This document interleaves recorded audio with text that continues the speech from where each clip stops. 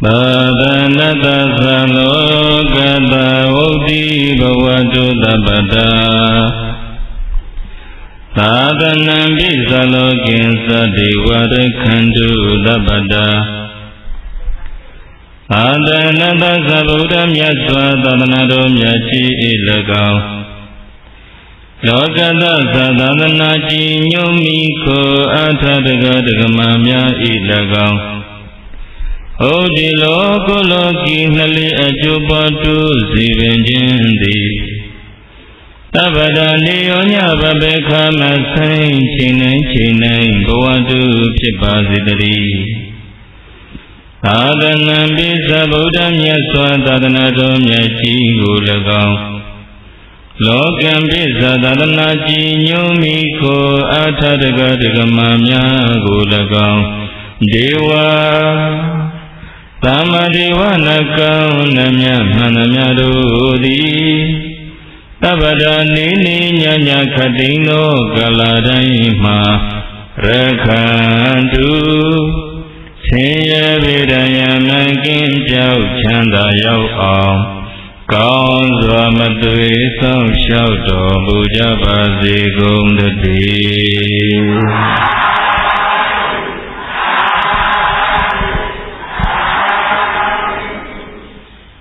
Ke Sudam Bhatana Linga Savai Kali Taumbat Myamya Sainzan Yosu Yu Tongsu Pyuga Dhamma Palin Phunlai Jaya Aung Alung Do Turo Gong Do Takhau Si Lai So Lai Piye Alung Pian Do Dong Gong Tongsu Pyulai Jaya Aung Buddha Myaswa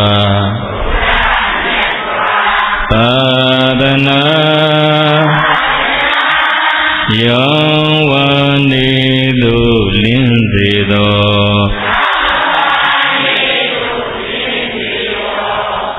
Buddha Myaswa Tadana Yang Wani Do Linzido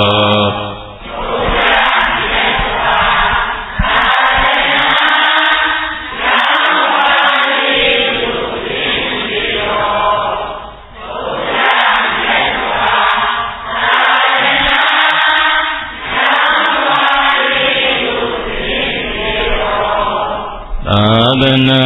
atha Lu amya Jibwa dutta jasido Adana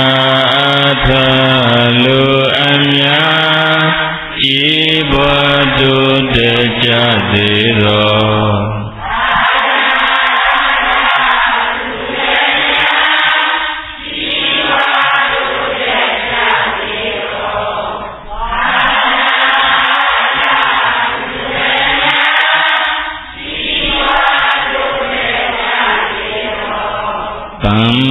Deva Nabyama Kaung Zwa Sang Shau Jia Zido Dhamma Deva Nabyama Kaung Zwa Sang Shau Jia Zido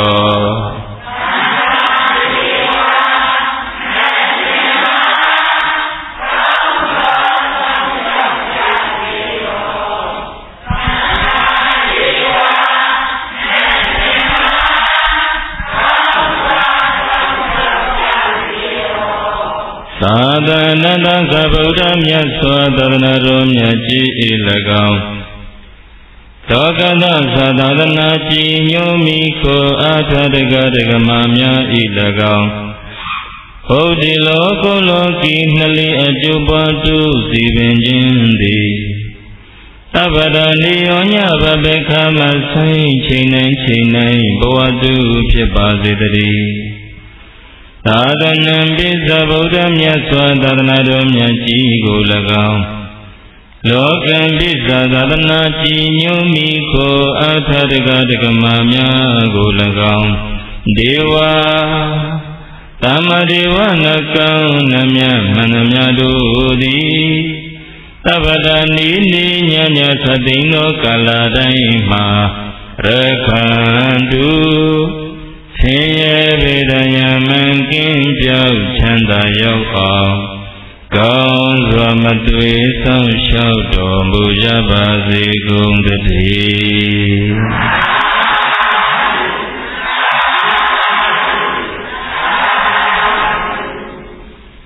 ကြုံတော့ကြုံခဲ့ဓမ္မသဘင်မှာဦးဇင်းတို့ဟောကြားပေးဖို့ရွေးချယ်လာခဲ့တဲ့တရားဓမ္မကသာတော်ရာဟုလာရဲ့ဘုဒ္ဓဇာကြောင့်ထုတ်လုပ်ပြီးမှတရားကောင်းစဉ်ပေးထားတာမြတ်သောအမွေပေးရစေတေရကြီးတို့ဘာတရားလဲမြတ်သောအမွေပေးရကြစေဖို့ပါဒီတရားထုတ်လိုက်တယ်အခုအလုတကကိုမောင်နိုင်တို့အလုတကမှာမကျန်တဲ့ဘုလို့မိမိတို့သားရလာသမီးရလာတို့ဒီနေ့မြတ်သောအမွေပေးတာပါပေသာကြီးတို့ဘလို့အမွေပေးတာလို့ဒီတရားကိုဟောကြားရမှာဗုဒ္ဓမြတ်စွာက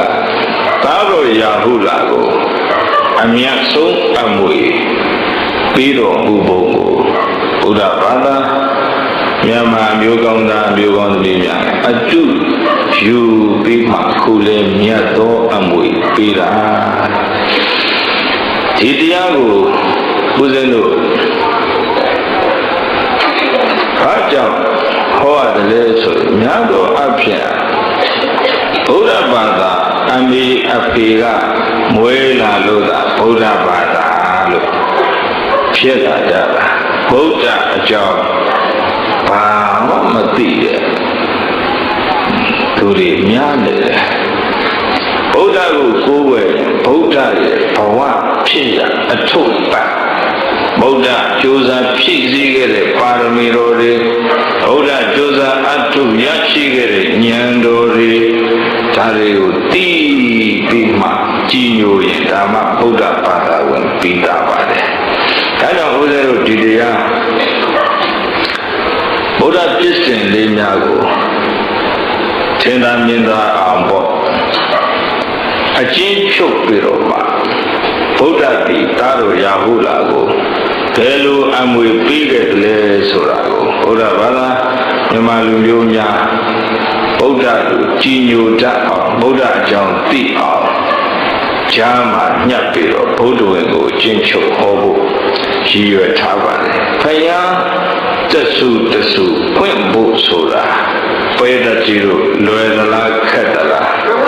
။လောကသမေလောကမှာဘုဒ္ဓဘာသာတပည့်ညုဘုရားရှင်ရှင်းပွင့်ရသရဏရောင်ဝင်ပြောင်းထွန်းပါခေတ်ကာလဆိုတာ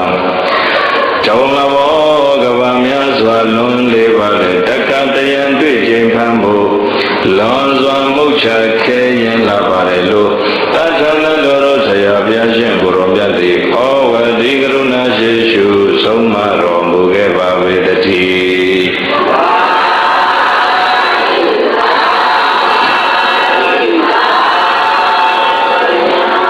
ခရတဆုပွင့်ဖို့ဆိုတာမလွယ်ဘူးခက်တယ်အနည်းဆုံးခရဖြစ်ဖို့ရလေးတင်ချေနဲ့ကဘာတသေးပါရမီတွေဖြည့်ရတာဘယ်သာကြီးတို့လေးတင်ချေနဲ့ကဘာတသေးပါရမီဖြည့်ရတယ်ပါရမီမဖြည့်ဘဲနဲ့ခရမဖြစ်ပါဦးဇင်းတို့ဓမ္မပိဋကတို့အခုကိုယ်ကိုယ်ရှိကပ်နေတဲ့ဗုဒ္ဓမြတ်စွာဘုရားကောရမဗုဒ္ဓမြတ်စွာဘုရားဒီတဲ့လွန်ခဲ့တဲ့လေးတင်ချေနဲ့ကဘာတသိမ့်ထက်ကဒီပင်ကရာမြတ်စွာဘုရားရဲ့ခြေတော်ရင်းမှာသူမေတ္တာယတိဘဝနဲ့ဘုရားစုပန်ခဲ့တယ်သူမေတ္တာယတိပေတကြီးဘယတိဘုရားစုပန်တဲ့ဘဝအဲ့ဒီတော့ကသူငယ်ငယ်ရွယ်ရွယ်လူပြိုပေါက်အရွယ်လောက်မှာသူ့မိဘနှစ်ပါးဟာ ကွယ်လွန်သွားပါတယ်အင်မတန်ချမ်းသာတဲ့အမျိုးမိဘတွေကွယ်လွန်သွားတော့ဗန္ဒာတိဖြစ်တဲ့ပုဂ္ဂိုလ်ကဒီတဲ့ဥစ္စာတွေကိုစရင်အင်းများနဲ့တကွသူမိတာလူလင်ကိုအနှံပါတယ်သူမိတာလူလင်တဲ့ဟောဒီစီးတဲ့ဥစ္စာယရနာတွေကတဲ့အမိဘက်ကပါတဲ့ဥစ္စာယရနာဖြစ်ပါတယ်ဟောတာတွေကတော့တဲ့အဖေဘက်ကပါတဲ့စီးတဲ့ဥစ္စာတွေဖြစ်ပါတယ်ဒါတွေကတော့တဲ့အဖိုးအဖွားတွေဘက်ကပါလာတဲ့စီးတဲ့ဥစ္စာယရနာတွေဖြစ်ပါတယ်အဲ့ဒါတွေကိုသုံးမအုပ်ချုပ်တိုးပွားအောင်လုပ်ပါစင်ရင်လည်းကွာအဲ့ဒီချိန်မှာအလောင်းတော်သူမိတာလူလင်ဟာဘယ်လိုစဉ်းစားမိလဲကြည်စမ်းတလောက်များပြားတဲ့စည်းစိမ်ဥစ္စာယရနာတွေကိုငါရဲ့မိဘဘုရားရရှာယုံသာရှာခဲ့တယ်စုယုံသာစုထားခဲ့တယ်တမန်လုံးလောကသွားတဲ့အခါကိုယ်နောက်ပါအောင်မယူကြဘူးတပြားတစ်ချက်တော့ကိုယ်နောက်ပါအောင်ယူမသွားကြပါတကားငါကတော့ဖြင့်ဒီဥစ္စာတွေကိုယ်နောက်ပါအောင်ယူမယ်တဲ့ကြီးဘယ်ပါအောင်ယူမှာတဲ့ဟောဒီစည်းစိမ်ဥစ္စာယရနာတွေကိုငါကတော့ငါနောက်ပါအောင်ယူမယ်တမလွန်လောကသွားသည်ရှိပါအောင်ယူမယ်ဆိုပြီးမှပါလို့တယ်ဆိုအဲ့ဒီစည်းစိမ်ဥစ္စာယရနာတွေအကုန်လုံးကိုစီနဲ့မြို့နဲ့ကြော်ညာပြီးတော့မှဆင်းရဲသားတွေကိုအကုန်စွန့်ကြဲဝေငှပြတာဒါနပါရမီစတယ်ဘယ်လိုကြီးဘာပါရမီစပါလဲအကုန်စွန့်ကြဲပြီးမှသူကယတိဝကိတောထွက်တာဇာဘိရင်များရတဲ့သူမိတာယတိအဲ့ဒါဒီပင်္ဂရာမြတ်စွာဘုရားနောက်ကတန်ကတော့တသိန်းနဲ့ကြွချီလာတော့အမရဝတီပြောသူမျိုးသားတွေလမ်းပြင်နေတာသူကောင်းငယ်ဇံပြန်ရင်းနဲ့မြင်တော့အောက်ကိုဆင်းသက်မင်းများသူလည်းပဲကုသိုလ်ပါဝင်မယ်လမ်းပြင်နေတော့သူ့နေရာလမ်းမပြီးသေးခင်ပြီးလူပြီးတာဒီတရားစာတော်ကလေးကြံနေတဲ့ချိန်မှာဒီပင်ကရာဖျားနဲ့တန်ကတော့တသိရောက်လာတော့ကြွချီလာတော့သူ့ကိုယ်ဝမ်းလျာမှောက်ပြီးတော့မှတရားအဖြစ်ခင်းပြီးတော့မှပူဇော်ခဲ့တာအဲ့ဒီမှာဖယားစုပန်ခဲ့တယ်သူမေတ္တာယတိဘယ်သာကြီးတို့ဘာယတိလဲတော့အဲ့ဒီဘဝမှာသူဖယားစုပန်ပြီးမှဒါနပါရမီသီလပါရမီနိက္ခမပါရမီပညာပါရမီခန္တီပါရမီသစ္စာပါရမီအဋိဋ္ဌံပါရမီမေတ္တာပါရမီဥပေက္ခပါရမီဒါနသီလနိက္ခမပညာဝိရိယခန္တီသစ္စာဒိဋ္ဌနာမေတ္တာဥပေက္ခလို့ပါရမီဘယ်နှပါတော့ဒါနဥပပါရမီပရမတ္ထပါရမီတွေနဲ့ချက်လိုက်တော့ပြားဖြင့်30ဖြစ်ပါတယ်အဲ့ဒီမှာပါရမီဖြည့်တယ်ဆိုတာပိဋကတ်တို့သဘောပေါက်ထားပါဒါနပါရမီဖြည့်တယ်ဆိုတာစွန့်လွတ်နိုင်တဲ့စိတ်ဓာတ်ကိုမွေးတာဘယ်လိုကြီးဘယ်လိုစိတ်ဓာတ်မွေးတာတော့လူတော်တော်များများမစွန့်နိုင်ဘူးမပေးနိုင်ဘူးရဲ့မှန်လားပိဋကတ်ကြီးရတဲ့လောက်လူချင်းသာရှိတာရသမျှပေးနိုင်စွန့်နိုင်တဲ့စိတ်ဓာတ်ဆိုတာသူတော်ကောင်းတို့မှာမရှိတာအဲ့ဒါလို့စွန့်နိုင်ပေးနိုင်တဲ့စိတ်ဓာတ်ကိုပြည့်ဝအောင်ဖြည့်တာကိုဒါနပါရမီဖြည့်တာခေါ်တယ်ဘယ်လိုဒီမှာပါရမီဖြည့်ပေးနိုင်စွန့်နိုင်တဲ့နေရာမှာဦးဇင်းတို့ဂေါရမဗုဒ္ဓဘုရားအလောင်းပေးစွန့်သွားတာလေအမှန်အံ့ဩစရာကောင်းပါလေဒေသကြီးတို့ လောလောဆယ်တော့ပါရမီ7ပါးရဲ့အချင်းချုပ်သဘောလေးကိုသိအောင်မှတ်သားဖို့ပါသီလပါရမီဆိုတာကသီလဆိုတာကိုယ်နဲ့နှုတ်ကိုထိန်းတာဘယ်လိုကြီးသီလဆိုတာကိုယ်နဲ့နှုတ်ကိုအကုသိုလ်ဒုစရိုက်မပြုမိအောင်မပြောမိအောင်ထိန်းသိမ်းနိုင်တဲ့စိတ်ဓာတ်အဲ့ဒီလိုထိန်းချုပ်နိုင်တဲ့စိတ်ဓာတ်စွမ်းရည်ပါရမီတွေကိုဖြည့်တာကိုသီလပါရမီဖြည့်တယ်ခေါ်တယ်။ဘာပါရမီလဲ။နောက်နိက္ခမပါရမီတဲ့။နိက္ခမဆိုတာယုံထွက်တာ။နိက္ခမဆိုတာဗါတဲ့ယုံထွက်တာ။ကာမဂုဏ်အာယုန်ရဲ့ဖန်ဆမှုကနေယုံထွက်တာ။တော့ထွက်တာလည်းဒီသဘောပါပဲပိဋကကြီးတို့နိက္ခမဓာတ်ဆိုတာအာယုန်တွေကနေဖန်ဆတဲ့စိတ်ကိုအဲ့ဒီအာယုန်တွေရဲ့ဖန်ဆမှုကနေလွတ်မြောက်အောင်စိတ်ကိုယုံထွက်နိုင်စွမ်းရှိအောင်လေ့ကျင့်တာဖြည့်စည်းတာကိုနိက္ခမပါရမီတဲ့ဘာပါရမီတဲ့ဒါနသီလနိက္ခမပညာပညာဆိုတာကတော့ခွဲခြားစိတ်ဖြာပြီးတော့သိနိုင်တဲ့ပညာဖြစ်ပါတယ်အဲ့ဒါလည်းဖြည့်ယူရတာပဲဒါနသီလနိက္ခမပညာဝိရိယဆိုတာအာထုတ်တာဝိရိယဆိုတာအာထုတ်တာနောက်မတွန့်တဲ့စိတ်နဲ့မိမိရည်မှန်းရပန်းနိုင်ကိုရောက်အောင်သွားတာအဲ့ဒါဝိရိယခေါ်တယ်ဝိရိယပါရမီဖြည့်တဲ့အလောင်းတော်များဟာရည်မှန်းရသဗ္ဗညုတဉာဏ်ကိုမရောက်မချင်းဝိရိယနောက်တွန့်သွားတယ်လို့ရှိရလားရှိပါပါဗျာမရှိဘူးပြင်းတဲ့သဘောမရှိဘူးစိတ်ဓာတ်ခိုင်မာတဲ့ပုဂ္ဂိုလ်ပြတ်သားတဲ့ပုဂ္ဂိုလ်တွေဟာရည်မှန်းချက်တစ်ခုထားလိုက်ပြီဆိုအဲ့ဒီရည်မှန်းချက်ရောက်အောင်ဝိရိယအများကြီးစိုက်ပြီးတော့အားထုတ်တယ်အဲ့ဒီဝိရိယကလည်းပြည့်အောင်ဖြစ်ရတာဝိရိယပါရမီပေတကြီးတို့ပါရမီတဲ့ဒါနသီလနိက္ခမပညာဝိရိယဘယ်နှမျိုးရှိခန္တီနံပါတ်6ကခန္တီပါမစ္စတိခံနိုင်စွမ်းရှိအောင်ဟိုစိတ်ဓာတ်ကိုမွေးပြူတာပါတိခံနိုင်တဲ့စိတ်ဘယ်သာကြီးဘယ်လိုစိတ်တဲ့တော့အဲ့ဒီစိတ်ဓာတ်ကလည်းမွေးမြူယူမှရတာမှန်လားဘယ်သာကြီးတို့ဘယ်တော့တိခံနိုင်တဲ့မရှိလောကကြီးမှာခန္တီပါရမီတွေပြည့်အောင်ဖြည့်ခဲ့တဲ့ဖရာတဲ့ကပြီးတော့သစ္စာပါရမီပါလေသစ္စာဆိုတာအမှန်ဘက်ကယက်တည်နိုင်တာ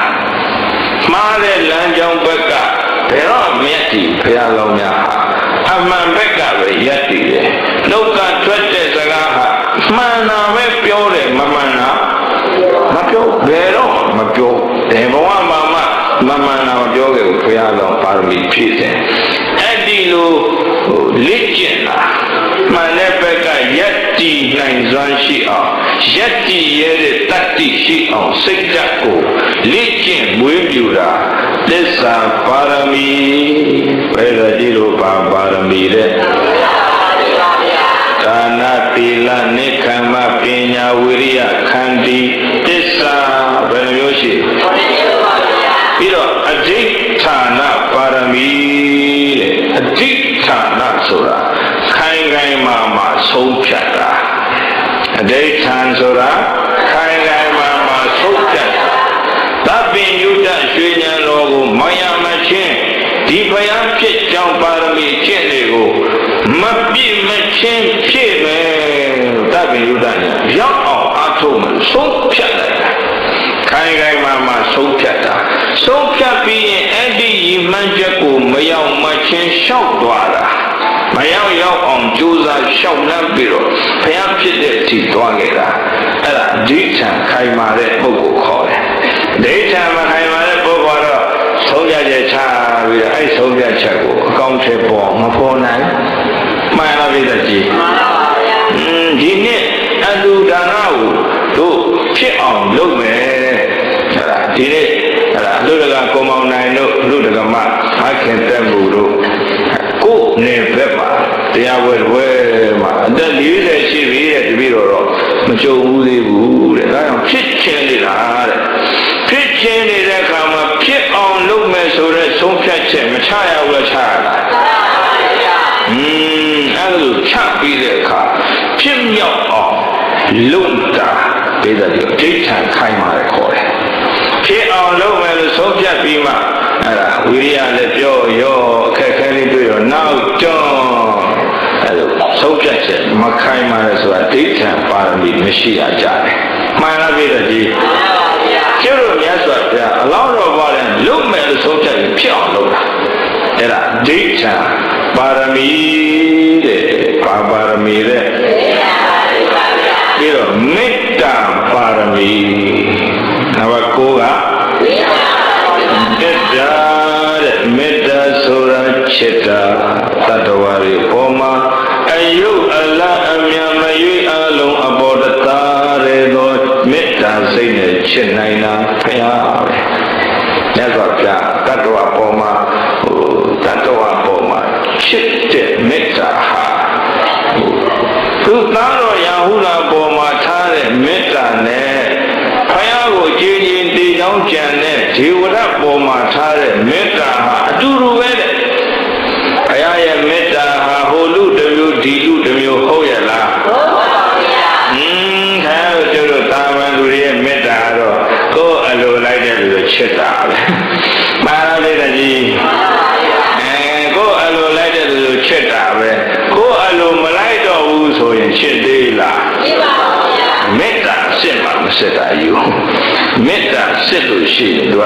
အကြောင်းပြချက်မရှိဘူးချစ်စရာကောင်းလို့ကိုချစ်တာတတ္တဝါတွေပေါ်မှာချစ်စရာအကွက်ကိုကောင်းကွက်ကိုကြည့်ပြီးတော့မြင်အောင်ကြည့်ပြီးတော့ချစ်တာအဲ့ဒါမေတ္တာစစ်ခေါ်တယ်အမေအဖေတွေတောင်ဘယ်နဲ့ကြီးဘုရားလိုမေတ္တာမျိုးမထားနိုင်ဘူးရဲ့သဘာနာတော်နဲ့ကာကြချစ်တယ်တဲ့ဟောပြောဆိုမရတဲ့ကာကြအလကားငါမိုက်တယ်တော့ငါတမ်းဖို့ဖူးတယ်ကဲမေတ္တာညီမျှရလားညီမျှပါဗျာမညီမျှဘူးရည်စရာလားမသိပါဘူးလို့ခုကြားဘူးပါလေအဖွားကြီးတယောက်မေတ္တာပို့လာတယ်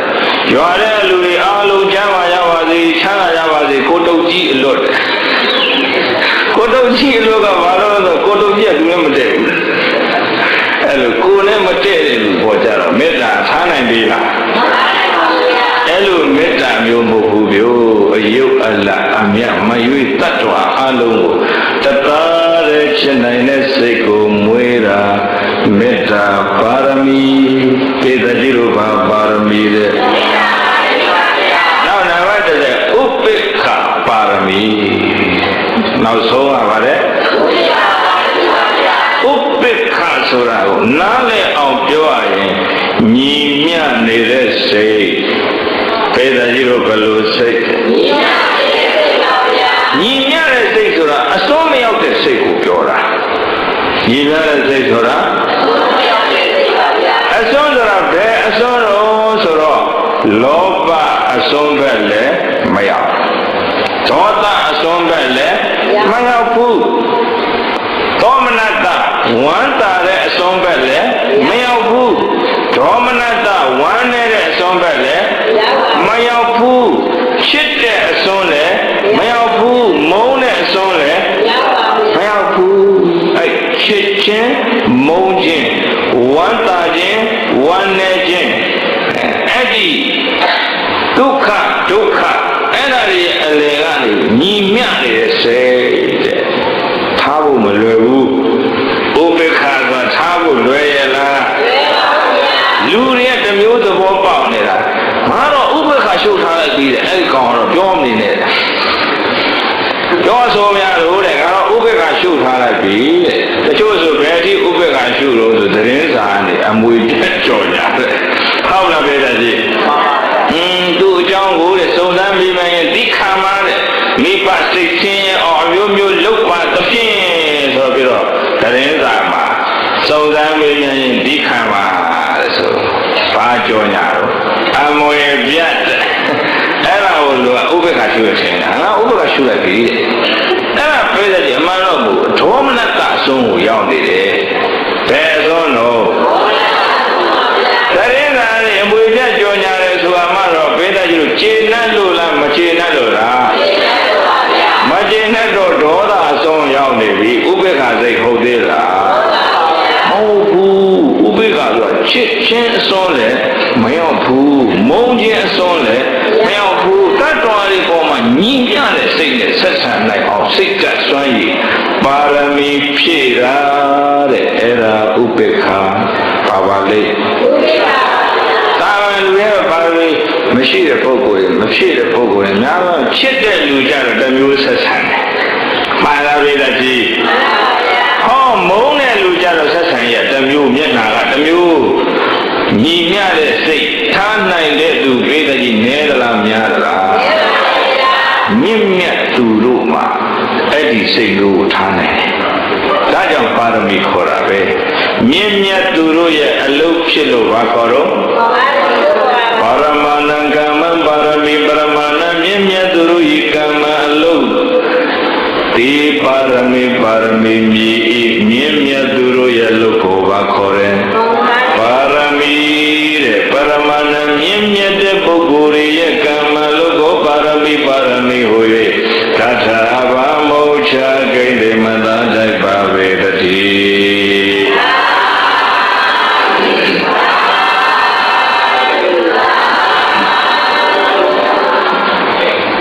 အဲ့ဒီဆယ်မျိုးဟာဝေဒကြီးတို့မြင့်မြတ်သူတွေရဲ့အလို့တဲ့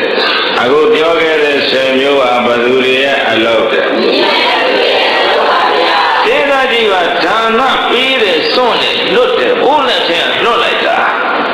စွန့်ပလိုက်တာမမြင့်မြတ်တဲ့သူတွေလုံနိုင်မှာမလားစိတ်ဓာတ်မြင့်မြတ်တဲ့သူတွေကမှကိုရှာထားတဲ့ဟာတွေသူများကိုမျှကျွေးနိုင်ပေးနိုင်စိတ်ဓာတ်မမြင့်မြတ်တဲ့သူအဖြစ်ကိုယ်တယောက်ထဲဝက်စားတာပဲမှားလားပြည်သားကြီးကုတ်ထားတာမမြင်အောင်ဝက်ထားတာနည်းနည်းမှအတော့မခံနိုင်အရောမခံနိုင်ဘူးဆိုတာကိုလေဒါကြည့်အဲ့ဒါမြင့်မြတ်တဲ့စိတ်လားနှိမ့်ချတဲ့စိတ်လားနှိမ့်ချပါဗျာအဲ့လိုစိတ်ဓာတ်နှိမ့်ချတဲ့လူတွေဟာဒါနပါရမီရောဖြစ်နိုင်မှာမလားဖြစ်နိုင်ပါဗျာသူတို့မြတ်စွာဘုရားအလောင်းတော်ဝတ္တန္တရာမင်းဘဝမှာဆိုဒါနပါရမီအဲ့မှာပါရမီပြည့်တဲ့နောက်ဆုံးဘဝဝတ္တန္တရာဘဝပါပဲပါရမီ10ပါးကိုအဲ့သုံးမေတ္တာရတဲ့ဘဝဘုရားစုပံပိကတဲ့ကလေးသိင်ချင်းနဲ့ကဘာတဲ့ပါရမီဖြစ်လာဝတ္တန္တရာဘဝကပြည့်တာပဲဝတ္တန္တရာမင်းကြီးအကြောင်းကိုဦးဇင်းအခုတော်ဟောနေပါတယ်တိတံဟောမှာသူ့အကြောင်းအကုန်ပြည့်စုံမယ်တိတံဟောမှာ2နာရီ3နာရီတော့ဟောမှာဝတ္တန္တရာအကြောင်းပြည့်စုံမှာဟုတ်လားဒါနပါရမီပြအစွန့်လွတ်နိုင်ဆုံးလူသားဆိုတဲ့ခေါင်းစဉ်နဲ့ဦးဇင်းအခုဟောနေဝိသရီလည်းရိုက်ပြပါပြီကိုမောင်နေတို့မန်းလေးရောက်လာခဲ့ပေါ့အဲအကြောင်းဦးဇင်းတွေစီတောင်းယူသွားဝိသရီစာအုပ်တွေကျုပ်မကင်ဘူး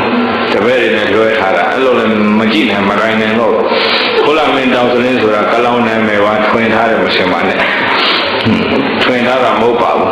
ဦးဇင်းဟိုအနန္တကိုရင်မဂ္ဂဇင်းမှာလာစဉ်ရေးပါတယ်ဘုလားမင်းတောင်စလင်းဆိုတဲ့ကလောင်နဲ့ပြီးတော့အပမကမဂ္ဂဇင်းမှာရွှေလာရောင်မင်းဘူးဆိုတဲ့ကလောင်နဲ့ရေးပါတယ်အဲ့ဒါနောက်ကနာမည်ကလောင်နာမည်တချို့ကဥစ္စာတော်ဘာသာဖိုးလာမင်းတောင်စလင်းဖိုးလာမင်းဘာလို့မသိရလို့အဲ့ဒါကလောင်နာမည်ပါပြည်သက်ကြည့်နောက်ပိုင်းကျရင်တော့တရားဟောလျှော့ပြီးစာများများရေးမယ်လို့စိတ်ကူးထားလို့စာပေလမ်းကြောင်းကိုခြေချထားတာပါတရားဟောတာပြည်သက်ကြီးလွယ်တယ်မထင်နဲ့မလွယ်ဘူးရဲ့လွယ်တယ်ခင်လားလွယ်မလွယ်ဘူးဆိုတာဟောရတာခက်တာကိုပြောတာမဟုတ်ဘူးဥပမာခင်ဗျားတို့တိုင်ရွာလဲရွာမတည့်ဘူးနှချမ်းကွဲရွာနှချမ်းကွဲတယ်ဥပမာပြောတာပါမွေးလာရွာကွဲနေတယ်လို့ကြုတ်ပြောပါဘူးဘုကဥပမာလို့ခံပြောနေရပြီအဲ့နှချမ်းကွဲနေတဲ့ရွာတဲ့သွားပြီးကျောက်ကညီညွတ်ရေးတရားဟောရောဆိုတော့ဒီကိုတော့ငါတို့ရွဲ့ဟောတာအချင်းခံရတယ်ဟုတ်လားပြည်သားကြီးအကွဲတဲ့တွေခြားတယ်မှာဟောတာမလွယ်ဘူးရဲ့အဲ့ဒါနောက်တော့စာရေးတာကောင်းထင်ပါလေသူ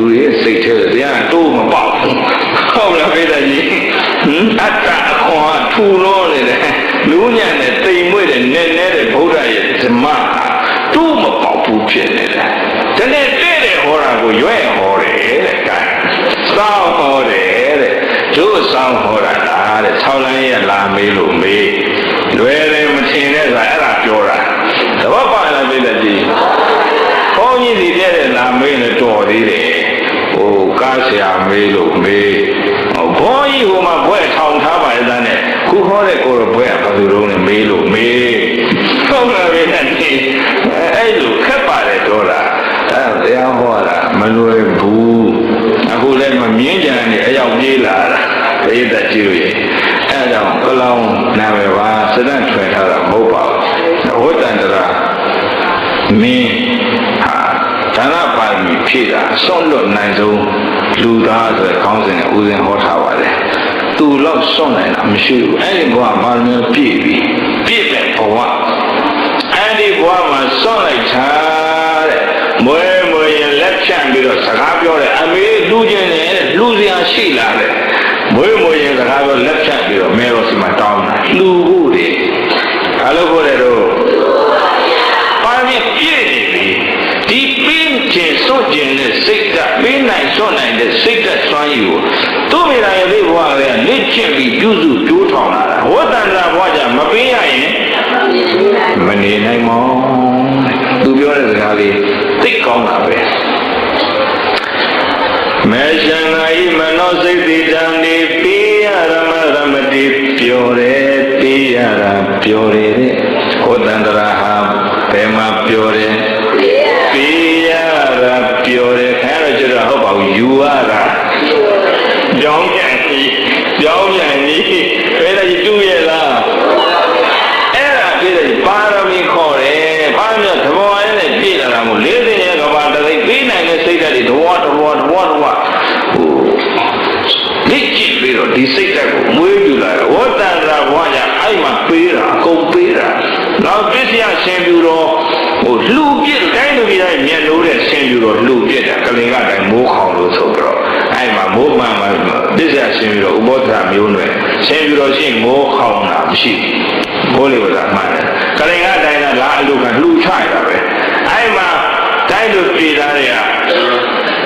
ကတိုင်းတပြည်လို့မြန်လို့တဲ့ဆင်ရောလူရမယ်ပြည်နေတံပေးတာအဲ့ပြည်နေတံပေးတာကိုပဲတရားတော်ကလေးနေပြရသေးတဲ့900လေးအလူကြီးလူရင်လို့လူလို့နေဒုက္ခရတာကိုနောက်ထပ်တရားတော်ကလေးနေပြရတယ်တွားမှာပါတဲ့လူရင်လို့တယ်လူရတာသူနောက်ကြော့ရဲ့လားအဲ့ဝဲကဘာတောင်ထွက်သွားတာပဲလူလို့နှင်လို့ကနှင်ကမ်းပါသေးတယ်လူလို့တတ်ပြရှင်တတ်တယ်မလူရရင်မနေနိုင်မောင်းဒါနပါမီပြည့်လာတာခေါ်တယ်ဟုတ်လားပြည့်တယ်ကြီးအဲ့မှာဝေနဘာတန်ရောက်တဲ့သူစကားပုံနာသားတော်ဇာလီနဲ့သမီးတော်ကနာစီအလားအလူခံလူလိုက်တာပဲကံသားနဲ့သမီးခင်ဗျားတို့လူနိုင်လားလူနိုင်ပေါ်သွားမှာအဲ့မှာဘုန်းကြီးတရားရှင်ကိုရင်တရားရှင်ဝတ်ပေးထားတယ်ဟိုကအလူခံတာသူစကားအလူခံတာကပဲတဲ့ကြီးတို့ရွှေပေါ်များတဲ့ခါမှာကျွန်လောက်ခိုင်းမှုကဲရတော့သားသမီးကျွန်လောက်မခိုင်းပါဘူးကိုရင်ဝတ်ပေးမှာပါလူမလားထွက်မလားရတော့သမီးအဲ့ဒါဟိုရတဲ့တိုင်းတော့ပေါင်းထိုးမြက်တင်မခိုင်းပါဘူးဒီလိုက်ချင်းဝတ်ပြီးစားကြက်ခိုင်းမှာဖယားစာကြက်ခိုင်းမှာလူမလားထွက်ဖို့ပဲတဲ့ကြီးတို့လွယ်ရလားအဲ့မလွယ်တာတွေကိုခင်ဗျားတို့ကျွတ်လို့ကိုးကွယ်နေတဲ့ဘုရားမဗုဒ္ဓစောင့်နေပါလေနောက်ဆုံးတရားမင်းပုံနာရောက်ဆောင်ပြီးတော့မတ္တိဒေဝီကိုလာအလူခံတယ်မရလာအလူခံတော့လေလူလိုက်တာပဲတခါကြီးတွေမေးရအောင်မလားမေးတော့ပါဦးပြအားနာပါတယ်မေးတယ်လူနိုင်မဟုတ်ပါဘူးလူနဲ့ဒီကိုယ်ကလုံခံမှာဘူးတော့ပြတဲ့ကြီးတို့တရားအထုတ်ခြင်းတော့လိုက်တယ်ကျုပ်တော့ရရိတ်တာတိဆောက်နေတယ်ဒုက္ခရိတ်ရင်တော့ရကြောင်းတိဆောက်နေတာအခုဟိုပသိကြီးမျိုးနဲ့အမောင်နိုင်လို့တော့ရောက်ပြီပါပသိကြီးရေထွက်ဟိုအမျိုးရှိပဲတောင်းမရှိတော့တယ်ကျုပ်ရှိပဲပါတောင်းတန်းမရှိတော့တယ်အဲ့ဒီချောင်းကျိုးချောင်းချမ်းမှာနောင်ကျစာရေးဖို့တွားပြီးလှုပ်ထားတာတောင်းတန်းလေးပါကိုကမ္မထမ်းကျောင်းလေးတွေတပန်းနေကျောင်းလေးတွေဆောက်တယ်၄ဆောင်ပေါ်ပါပြီတကားဒု ဒုတိယဆောင်ကိုဆောက်တယ်တစ်ဆောင်သိအစိတ်လောက်ပြပါတယ်ဂေါဒီဘက်က39ပါးကိုရှင်ညွန့်ပြီး39ဆောင်ဆောက်ဖို့ရထားပါတယ်ပိဋကတိတို့ကျောင်းတကာလှုပ်ချင်တဲ့သူတွေ welcome warmly ဝေးထွေးစွာကျိုးတော်၏အလေလာတဲ့လူလာခဲ့လာကြအောင်ပြောမယ်ခရီးလှမ်းတယ်လမ်းကျန်းတယ်ပြီးတော့ပြောအောင်မယ်ထိုင်ရမရှိဘူးဝယုံမင်းအောင်ထိုင်ရမယ်သာလုံးရစနေတာပါပိဋကတိတွေနော်ဒါမဲ့တရားအထုတ်ဖို့ဘာညာတော့သိကောင်းတဏှိကောင်အတန်တိတ်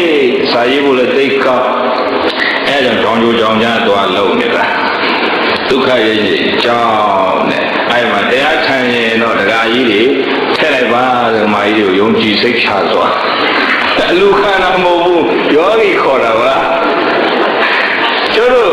ကိုယ်ပဲလေခရမဗုဒ္ဓမြတ်စွာဘုရားဘုရားမဖြစ်သေးဘူးဘုရားဖြစ်ဖို့ကျင့်အဲ့မောတန်တော်ဘုရားကျင့်ပါရမီပြည့်တဲ့ဘဝမရလားလူကလူလိုက်တာအပြားကဲစဉ်းစားကြည့်တာမန်လူတွေလူနိုင်မှမလားပါရမဏမြင့်မြတ်တဲ့သူတွေရဲ့ကမ္မလုပ်သည်ပါရမီမြည်ဤမြင့်မြတ်တဲ့သူတွေရဲ့အလုပ်ကိုပါခေါ်တယ်ပါရမီတာမန်လူတွေမစွန့်နိုင်တာကိုစွန့်နေပါတယ်ပြေးတယ်နောက်တော့အသက်ကိုလိုရင်လည်းစွန့်ပါနှလုံးသားလိုရင်ခွဲထုတ်လို့ပြည့်မျက်စိလိုရင်လားတဲ့ဖောက်ပြည့်လူပြည့်မယ်တဲ့ခိုင်းအဲ့ဒါလို့စွန့်နိုင်မှဖယားဖြစ်ပါလေစွန့်နိုင်မှမဖြစ်တာအခုဘုရားဘာသာမြန်မာလူမျိုးတွေဘုရားကိုယ်ဝယ်နေတယ်ဆိုတာဒီဖြစ်စဉ်တွေကိုသိမှဘုရားရဲ့ကြီးညိုစရာကောင်းတဲ့ဒီစိတ်ဓာတ်တော်တွေကိုသိမှဉာဏ်ပညာတော်တွေကိုသိမှဘုရားဘာသာဝင်ပြီးသားကြမယ်မှန်လားပြေတဲ့ကြီးအဲ့ဒီဝတ္တန္တရာဘဝမှာပါရမီတွေပြည့်တော့ဝတ္တန္တရာဘဝသုတေတော့တုတိတနတ်တိမှာတေတကေတုနတ္တဘယ်သာကြီးဘာနတ္တဖြစ်တယ်တေတကေတုနတ္တဘဝနဲ့နတ်ရှိတွေခံစားဆန်းစားနေတော့မှာစัจ java လာတိုက်တော့မှ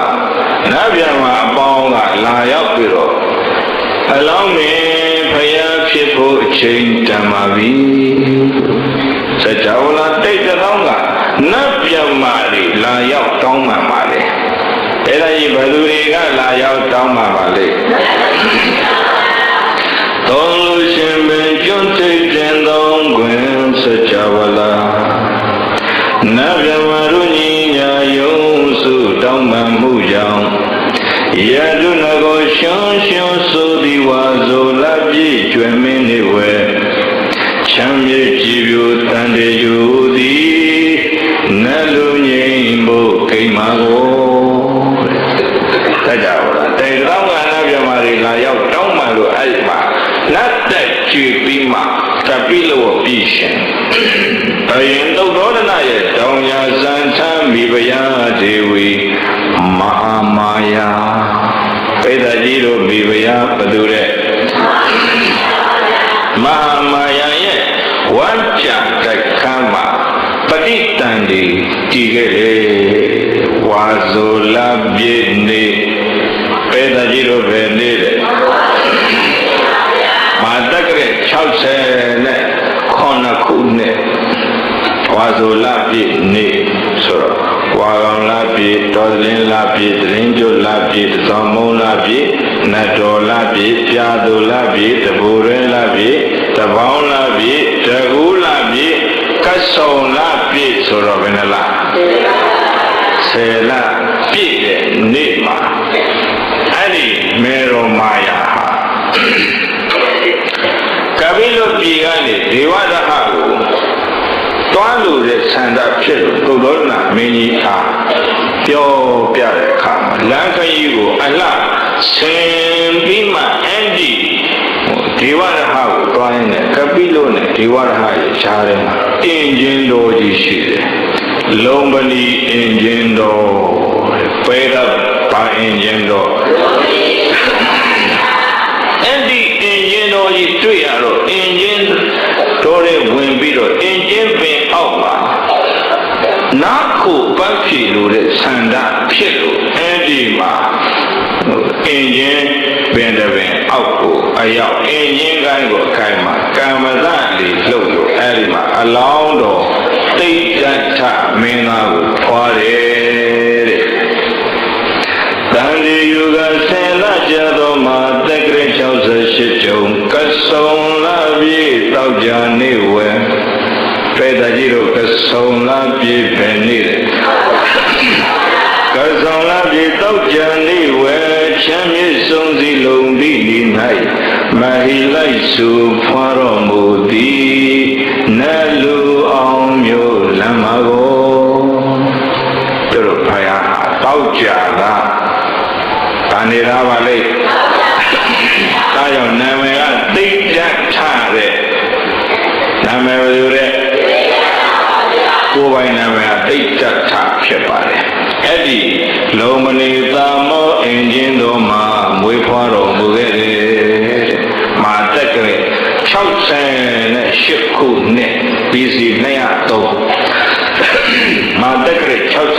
68ခုနှစ်မှာအဲ့လုံမနေသာမောအင်ဂျင်တော်တောမှာမွေးတယ်ဖယားဘယ်မှာမွေးတာတော့တောမှာမွေးတယ်တောမှာပျော်တယ်တောမှာပြိဋိဘံပြုတဲ့ဖယားပါအဲ့ဒီပြိဋိဘံပြုသည်ရှိတာဟောရင်ပညာလုံးဟောလည်းကောင်းမှာမဟုတ်ဘူးဟုတ်လားဗျာကြီးအဲ့တော့ဖယားပြည့်ပြီးတော့အမွေမွေးတဲ့နေရာလေးကိုပြောကြတာပါအမွေမြတ်သောအမွေဘယ်လိုပေးတယ်လဲဆိုတာခင်ဗျားတို့ဘုရားဘာသာမြန်မာလူမျိုးအမေဖေတွေတို့သားသမီးတွေကိုမြတ်သောအမွေပေးတတ်ဖို့ဒီတရားဟောတာမြတ်သောအမွေပေးရစေဘာတရားပါလဲမာတက်က68ခုနှစ်ကစောလပြည့်တောက်ကြနေ့မှာချမ်းမြေဆုံးစည်းလုံးပြီးနေ၌တဲ့လုံနေသာမောအင်ဂျင်တော်မှာမွေးဖွားတော်မူခဲ့တယ်။ဘာနေသာတော့နာမည်ကတိတ်တထတဝရယကျိုးစီပွားအလုံးကိုပြည်စည်းစေနိုင်တဲ့အစွမ်းတတ္တိပြည့်စုံတဲ့မင်းသားလာရောက်တိတ်တထကုမာရာဗုဒ္ဓဝင်ကတော့အကျဉ်းချုပ်ပြောရမှာပါပေတကြီးကိုတိယုံပေါ့ကိုယ်ပဲနေတဲ့ကောရမဗုဒ္ဓနီဘယ်လိုပါရမီဖြည့်ခဲ့သလဲဘယ်လိုဖယားဖြစ်လာခဲ့သလဲလို့သိဖို့ရအဲ့ဒါမှဗုဒ္ဓဘာသာကိုသိတာပဲမသိပဲနဲ့ယန္တန်ကိုယ်ပဲနေတော့ဒါ blind faith ခေါ်တယ်မြက်ကန်းယုံကြည်မှုတဲ့ဘယ်လိုယုံကြည်မှု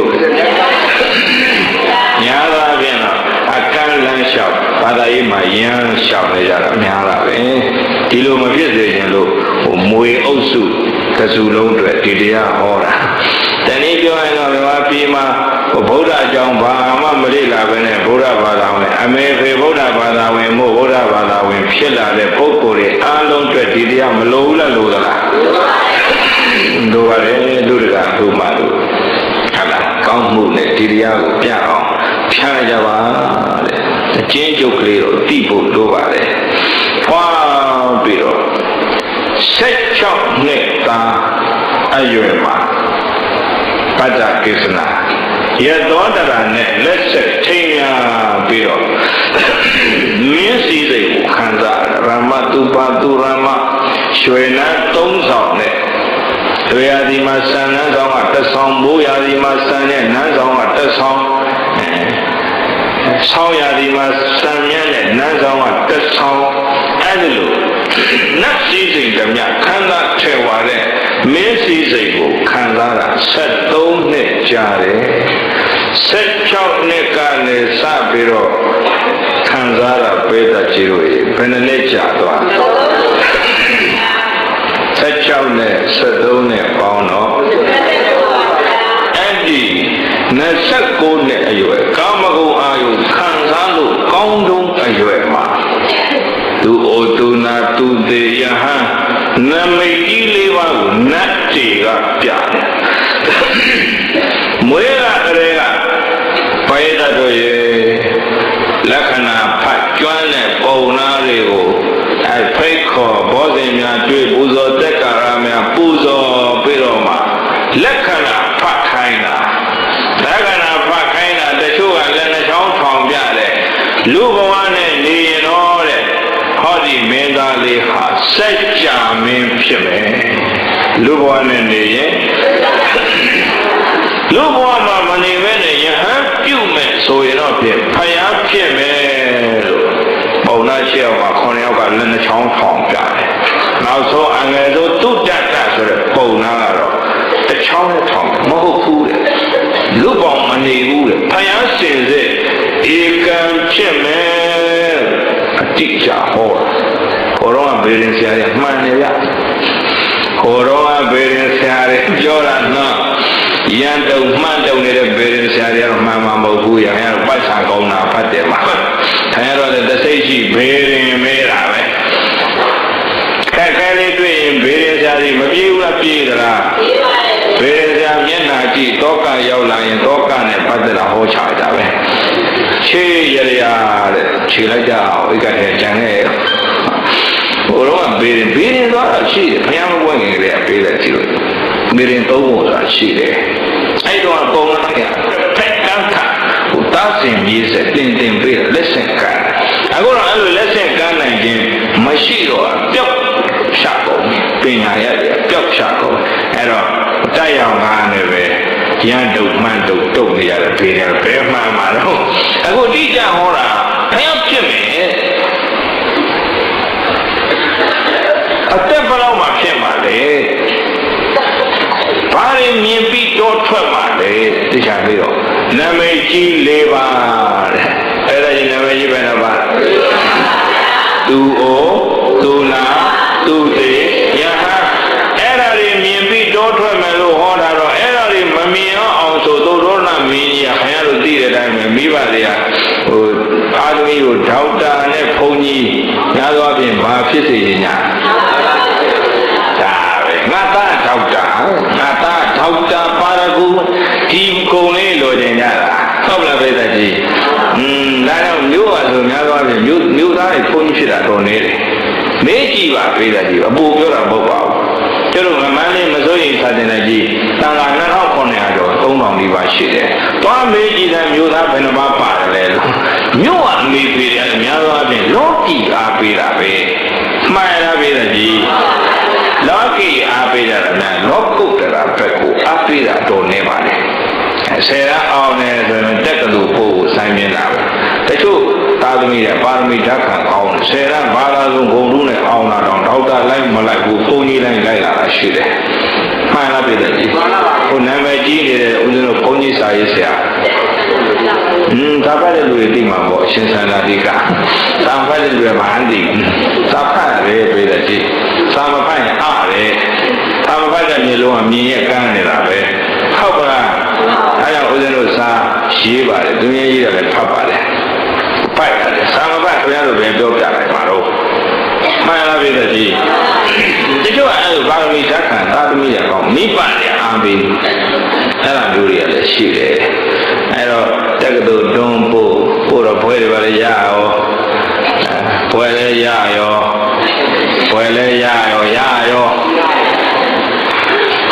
ဘာရတာတော့ရရောဘွဲလည်းရရောလေကဲမိဘပြန်လှုပ်ကြွေးနိုင်စွမ်းရှိတဲ့သာသမီးကနဲသလားများသလားနဲပါဘူးကျုပ်ဘွဲတော့မရဘူးရကုန်ရောအဲ့လိုတွေအများကြီးပြေးတဲ့ဒီလိုဒါနဲ့ပတ်သက်ပြီးတော့မိဘတွေလောကီနဲ့လောကုတ်မှာ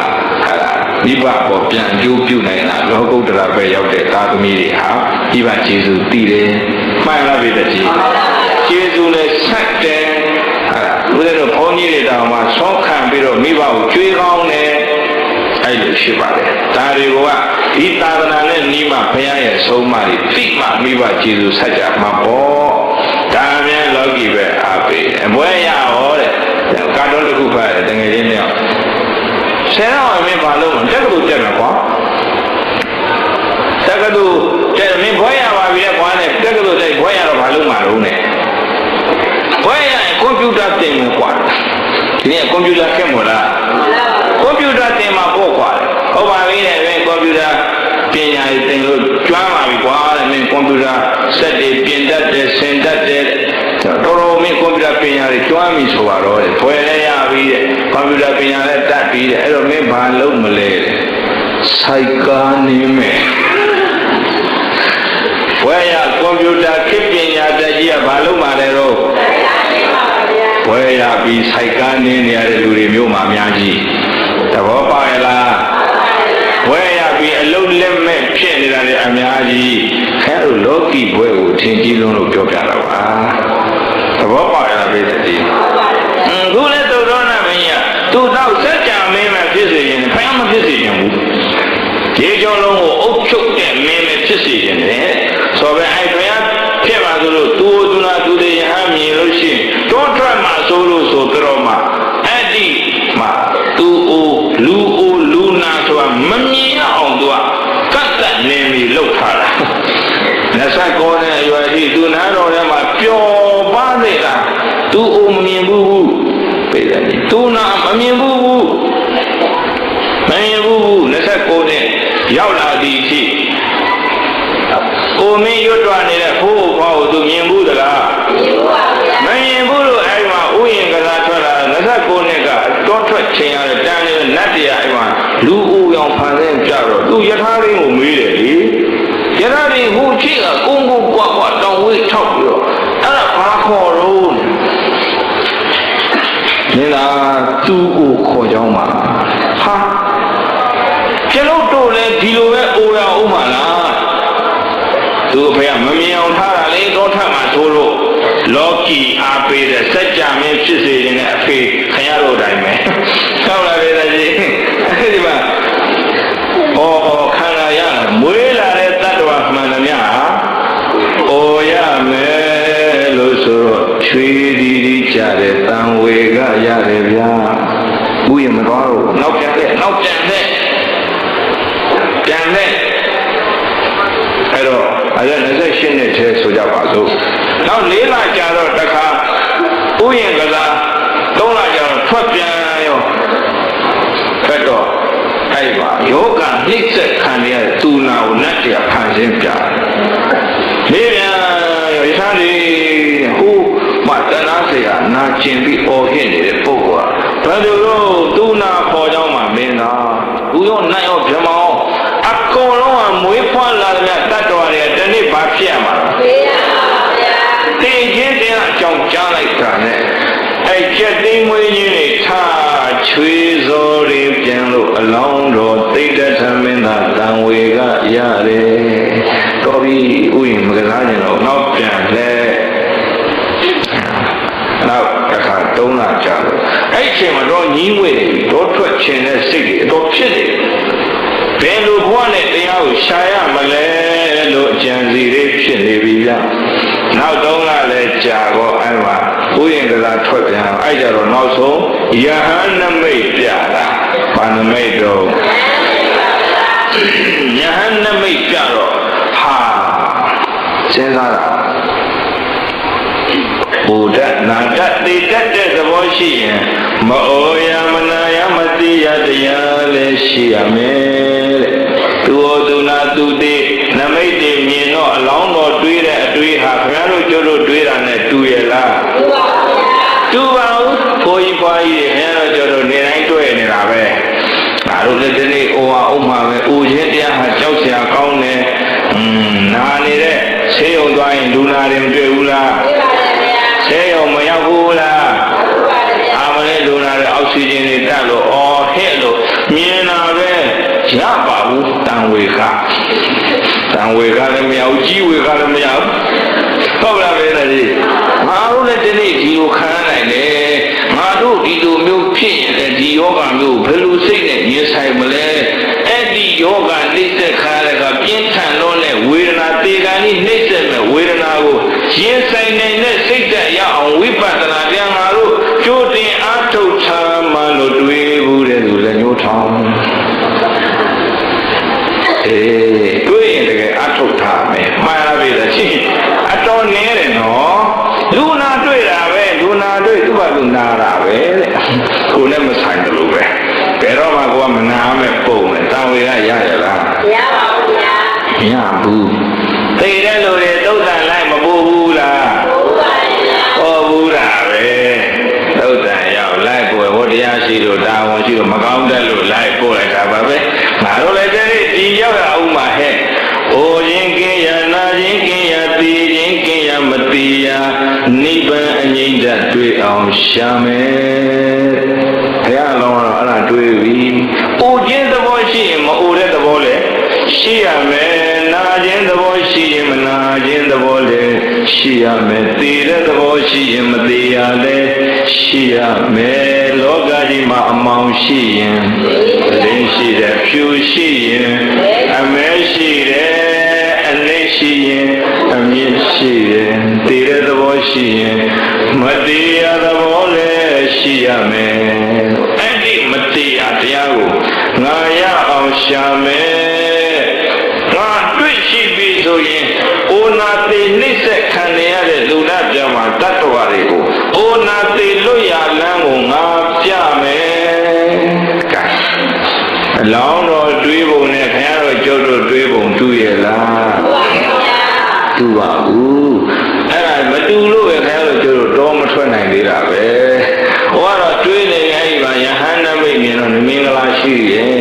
မတရားတရားရှာယဟန်ဘဝနဲ့ရှာတာအကောင်းဆုံးပဲဆုံးဖြတ်ချက်ကအဲ့ကြတော့ငါတို့ဥယျာဉ်စီသွားတယ်ကျင့်တ်သွားဝမ်းတာလမ်းစာပေါ်သွားတာဟုတ်ဗျအဲ့ဒီမှာ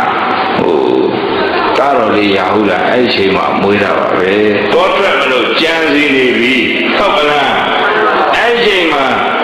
ကားတော်လေးတစ်ပါးမွေးဖွားကြောင်းတရင်ရောက်လာတော့ရွှေလာကိုရာဟုဖမ်းတယ်လို့ဖြစ်ပြီးမရတိဟုသောတန်ရောစဉ်ကျိုးတစ်ချောင်းအပြင်သာတိဟုသောတန်ရောစဉ်ကျိုးကငါကိုရစ်ပတ်တော့မယ်တော်ထွဲမှဖြစ်မယ်ဆုံးဖြတ်ချက်ချတယ်ဒါတော့ရာဟုလာလေးမွေးစားဟုတ်လားဘေးသက်ကြီးအသက်တနည်းရှိသွားကြလို့29နှစ်နမိတ်ဘယ်နှပါမြင်တော့ဘာရဲတော့နမိတ်ကြီး၄ပါးမြင်တော့ဘာရတော့တန်ဝေရတော့ဘယ်ထွက်သွားတော့ဘွားမြင်မြောက်သော16နှစ်ရွယ်ပြူနုနယ်၌3သွယ်ရွှေနှံသိမ့်မြန်ပြည်လေ73နှစ်လျင်ဘုံသည်လျင်လူဆန်တော်မူ၍ရွယ်မူလူဖြူ29ပဲအသက်ဘလောက်မှာလေးမျိုးနမိတ်နဲ့ပြဟိတ်ကြောင့်ရွှေစိတ်ညင်ညိုတန်ဝေပိုးကဝါဇော်လာပြေရှာမင်းနေဝဲချမ်းမြေရကုန်တော်ရိတ်လုံးသည်စုံမြိုင်ပင်ရိတ်ခံမှာကိုဘယ်နဲ့မှတော့ထွက်သွားတာတော့ဘာသာတာတော်လေးရာဟုလာကိုပွင့်ကျင်ချီခြင်းပေမဲ့တကောင်ရန်ကြီးမိုက်တာကြီးတို့ဘာပဲတော့ကန္နကမြင်းနဲ့ဆန္ဒအမကိုနှောပြီးတော့ကန္နကမြင်းကိုကလောတကောင်ရန်ချိန်ကြီးအားလုံးအိပ်ပျော်နေကြပြီကြာကြည်လက်ခံဆိုတာရှိတယ်မို့လားရသောတကလက်မောင်းပေါ်မှာမွေးကင်းစာကားတော်လေးရာဟုလာအိပ်ပျော်နေတာလှပ်ပြီးတော့ခန်းလှပ်ပြီးကြည့်လိုက်သေးတာခန်းစည်းစားပွက်ချီလိုက်လို့ရသောတကနိုးသွားရင်တော့ထွက်မဲ့ကြံစီအောင်မအောင်မလားပွက်မရှိဘူးကြည့်ပြီးတော့အဲဒီမှာဘိုးကြီးတစ်ထောင်မှရနိုင်တဲ့တကားကြီးတွေနဲ့ကာယံပိတ်ဆို့ထားပေမဲ့ပါရမီပြည့်ခဲ့ပြီဆိုတော့နတ်တွေကတကားဖွင့်ပေးပါတယ်ပိဋကကြီးတော်ဆွဲခဲ့ပြီအလောင်းတော်ပါထွက်လာပြီလေအဲ့ပါတေနနေကုန်းရဲ့အနည်းကဥရဝေလတော်မြန်ကြီးတွေရေရကွန်စိန်ဆန်းနေနဲ့သာသမင်နေနဲ့တာယာလှတယ်တဲ့ဆွမ်းခရကိုစကံရွာကလည်းမနီးမဝေးနဲ့တရားအထုတ်တဲ့သူတော်စင်လေးမွေးပျော်ရာတော်မြိုင်ကဥရဝေလတော်တေတကြီးတို့ပဲတော်ယတိသူတော်စင်လေးအဲ့ပါတရားအထုတ်ကြတယ်တစ္ဆာကိုရှာဖွေတဲ့ခက်ပါ BC 600စုဟာကိုထင်တဲ့နည်းတွေနဲ့ကိုတ စ္စာတရားကိုရှာကြတာအဲ့မှာဗုဒ္ဓကောလာဘုရားဖြစ်မယ်ဆိုတာလေဘယ်တကြီးကိုကောလာဟလဘုရားပွင့်မယ်ဆိုတဲ့ကောလာဟလလေတရင်ကပြန့်နေတဲ့အချိန်မှာဘုရားဖြစ်အောင်ဆိုကြိုးစားကြတာပါသစ္စာတရားတွေ့အောင်လို့ရှာကြတာပါပဲသို့တော့ဘယ်တကြီးလို့ရှာနီးတွေဟာဘုရားမပွင့်သေးပဲနဲ့ရပါမလားမရဘူးမရတော့တချို့ကတပတ်ကျင့်စဉ်ကိုကျင့်တပတ်ဆိုပြင်းထန်တဲ့အကျင့်အမှန်ခေါင်းမပြင်းထန်တဲ့အကျင့်ပင်စာတပတ်ဆိုတာရှိပင်စာဆိုတာ၅မျိုးတပတ်ဆိုတာပူရေခဲလေးလေကြောင်တောင်ကြီးရှေ့ကမီးပုံတစ်ပုံနောက်ကမီးပုံတစ်ပုံပြီးဘက်မှာလည်းမီးပုံတစ်ပုံလက်ရပဲလက်ဝဲမီးပုံတစ်ပုံစီမီးပုံဘယ်နှပုံတော့၄ပုံအဘောနေခင်းကြောင်တော့ဆိုတော့ဘာပူးနေအဲ့အပူ၅မျိုးနဲ့ခန္ဓာကိုမြတ်ရင်ကိလေသာတွေလည်းလောင်ကျွမ်းခေါင်းမမှာပဲဆိုအဲ့ဒါလိုအကျင့်ကျင့်တဲ့ပုဂ္ဂိုလ်တွေလည်းရှိတယ်တပတ်ကျင့်စဉ်ဘာကျင့်စဉ်အဲ့တော့တမနာနဲ့ဗေမနာ2မျိုးရှိပါတယ်တမနာဆိုတာကယဟန်လို့မြန်မာပြန်ရပါတယ်ဒါပေမဲ့တမနာတွေကများသောအားဖြင့်အဲ့တပတ်ကျင့်စဉ်ကိုကျင့်ကြပါတယ်ခရမပွင့်သေးဘူးနော်မပွင့်သေးဘူးဗေမနာတွေကတော့ပိဋကကြီးတို့မန္တန်ရွတ်ကြတယ်ဗေမနာတွေကဗြဟ္မာစီရောက်ဖို့တဲ့သာဝရဗြဟ္မာကြီးစီရောက်ဖို့တဲ့သာဝရမတိဖို့တဲ့သာဝရဘုံနှံရောက်ဖို့တဲ့သာဝရဘုရားသခင်စီရောက်အောင်နဲ့ဆိုမန္တန်ရွတ်ကြပူဇော်ရတယ်ဒါဗြဟ္မဏတို့ရဲ့ကျင့်စဉ်ပေါ့ဆိုတော့မီးပူဇော်ရတယ်မီးကိုမပြတ်အောင်ထိုးပြီးတော့ပူဇော်ရတယ်ဗြဟ္မာကြီးမှန်းပြီးတော့ပူဇော်ကြတယ်အဲ့ဒါလိုပူဇော်ရင်မောက်ခတယ်ဩရာတရားလွတ်မယ်တဲ့မတရားကိုရောက်မယ်ရှာတော့ရှာတာပဲရှာနီးတွေမှန်ရလားမှန်ပါဗျာမတရားကိုသွားတဲ့လမ်းကိုပြမဲ့ပုဂ္ဂိုလ်ပေါ်မလားပေါ်သေးပါဗျာမပေါ်ဘူးပြေးတဲ့ကြီးတို့ရေလောင်းတော့သိတ္တထသည်တောထွက်လာပြီးတော့အမယဟန်ပြုတ်ပြီးမှသူတို့ပဲတွေ့ကြပါစို့ဟိုဂတိကာရလူတဲ့ပြိက္ခာ၈ပါးတွေပါတွေထားလိုက်တော့ခတ်တူလူပေါ့လေဗုဒ္ဓဖြစ်လာအောင်ပါရမီတွေဖြည့်ခဲ့ရဖို့ဘယ်လိုအထုတ်ခဲ့တယ်လဲဆိုတာသိစေချင်တာပါသဘောပေါက်လားပြေးတဲ့ကြီးညာပြပြီးတော့သူနဲ့ပရမတော့အာလာရယတိဥဒကယတိတို့ထံမှာဝင်ပြီးနိခံအထုတ်ကြည့်တယ်အထုတ်ကြည့်တော့သတ္တမပတ်တွေရတယ်သမပတ်၈ပါးထိရတယ်သဗ္ဗညုတဉာဏ်ရရဲ့လားသဗ္ဗညုတဉာဏ်မရရင်ဘုရားဟောဖြစ်မလားဟောတာသဗ္ဗညုတဉာဏ်ရကြောင်းဖြစ်မဟုတ်ဘူးဆိုအာလာရဥဒကယတိတို့ထံခွာသွားတာနိခံကျင့်တာလောကီဇံလည်းရတယ်ပြည့်တဲ့ကြီးတို့လောကီဇံသမပတ်ပဲရတယ်လောကီဆရာလို့ပြောမယ်ဆိုရင်အာလာရနဲ့ဥဒကတို့ကိုဆရာလို့ပြောနိုင်ပါတယ်သို့တော်လောကုတ္တရာတရားတူရအောင်ကြတော့ဘုရားကိုညွန်ပေးလိုက်တဲ့ပုဂ္ဂိုလ်ရှိရလားရှိပါဗျာဒါကြောင့်သမ္မာတန်ဗုဒ္ဓောတိစယမန္တမြတ်တရားဥဒ္ဒောအလုံးစုံကိုမဖောက်မပြန်တရားမူဉဏ်ဖြင့်ကိုယ်တော်တိုင်သိမြင်တော်မူပါတော်မြတ်စွာဘုရားမြတ်စွာဘုရားမှာဆရာရှိလားမရှိဘူးအာလာရဥဒကဆိုတာလောကီဇံပညာသမပတ်နိခံတဲ့ဆရာပါလောကုတ္တရာနေပေကိုရောက်အောင်အထုတ်ရအောင်ဆရာမရှိဘူးပြင်းထန်စွာကျင့်တဲ့သူတွေထဲမှာသူလောက်ကျင့်တဲ့သူမရှိဘူးလို့ပြောလို့ရတော့အောင်ဒုက္ခစရိယာအကျဉ်းကျင့်တာ6နှစ်ကြာတယ်ဗျာဘယ်နှစ်ကြာဘယ်တော်ဝဲကြီး9ဦးတို့ကလည်းပဲတရားဥနာမယ်ဆိုရဲမျောလင်းခြင်းနဲ့အဲဒီဥရုဝေလာတော့မှရေဘူးရေချမ်းများကန်းနှံပြီးတော့မှသူတို့စောင့်နေကြတယ်ရေဘူးရေချမ်းကန်းဘုရားဖြစ်ရင်တို့တရားဥနာမယ်ဆိုကြတော့ပေဇဝဲကြီး9ဦးဘယ်နှဦးတော့ကွန်တေညာဝပပတ္တိယမဟာနာအာသစီ9ဦးကလည်းရေဘူးရေချမ်းကန်းဒါပေမဲ့6နှစ်ပွဲတဲ့မူးမေတာလဲကျသွားတယ်တရားလူရရဲ့လားမရပါဘူးဗျာသဗ္ဗညုတဉာဏ်ရရဲ့လားမရပါဘူးဗျာဘုရားဖြစ်ရဲ့လားဖြစ်ပါဗျာမဖြစ်ဘူးငါတော့ပြင်းထန်စွာကျင့်နေလို့မရှိတော့ဘူးသက်ရှုအောင်ရပ်ပြီးတော့အထုတ်ကြည့်အစာမစားပဲအထုတ်ကြည့်တရားလူရလားမရပါဘူးဗျာအစွမ်းရောက်နေကြတာတွေသတိထားဖို့ဘုရားကြီးအစွမ်းတွေလျှောက်ကြည့်ခဲ့ပါပြီဟုတ်လားပြည်သက်ကြီးကိုယ်တိုင်လျှောက်ကြည့်ပြီးဟောတဲ့ဘုရားပါမှန်းဆပြီးတော့ရန်တန်ဟောတဲ့ဘုရားမဟုတ်ဘူး ပြည့်ထန်လို့နဲ့အဲ့ဒီတပတ်ကျင့်စဉ်ဒုက္ခစရိယကျင့်စဉ်နဲ့တာဘုရားဖြစ်မယ်ဆိုရင်ငါတော့ပြင်းထန်စွာကျင့်တဲ့သူမရှိပြီဟောဒီလမ်းစဉ်ကဘုရားဖြစ်မဲ့လမ်းစဉ်မဟုတ်ဆုံးတယ်ဆုံးရကျင့်စဉ်ဆုံးတယ်ဆုံးပြီးမှမြတ်မြတ်တတ်တာဆွမ်းခံဖုံးပေးပြီးမှမေဇိမပฏิပဒါလမ်းကိုလျှောက်တယ်ပေတကြီးတို့ပဲလမ်းနဲ့မေဇိမပฏิပဒါလမ်းပါဗျာအလေလတ်လမ်းမေဇိမပฏิပဒါဆိုတာအလေလတ်လမ်းနဲ့ကာမတုခံလိကံလူယောကိုလို့ဓမ္မစကြာမှာမပါဘူးလားပါလားအတ္တကိလမထာလူယောကိုဆိုတွေမေပိတ်ကိုအန္တပပ္ပိတေနနာသေဝိတ္တပါယောဂီရဲ့ဓမ္မစကြာရွတ်တဲ့ယောဂီပါရပါပါခတ်ကြည့်ပေါ့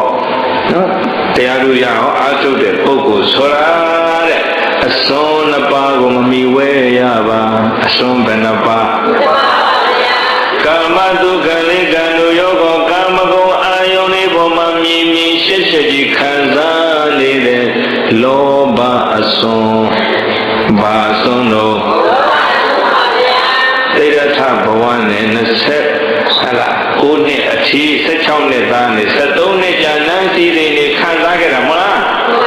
ကာမတုခံလေးကလူရောကိုအဲ့ဒါတွေခံစားနေစဉ်မှာဖယားဖြစ်ရလားဖြစ်ပါဘူးဗျာဖြစ်တယ်အဲကြောင့်အဲ့ဒီအစွန်းလေမလိုက်နဲ့ဆိုပြီးပါအခု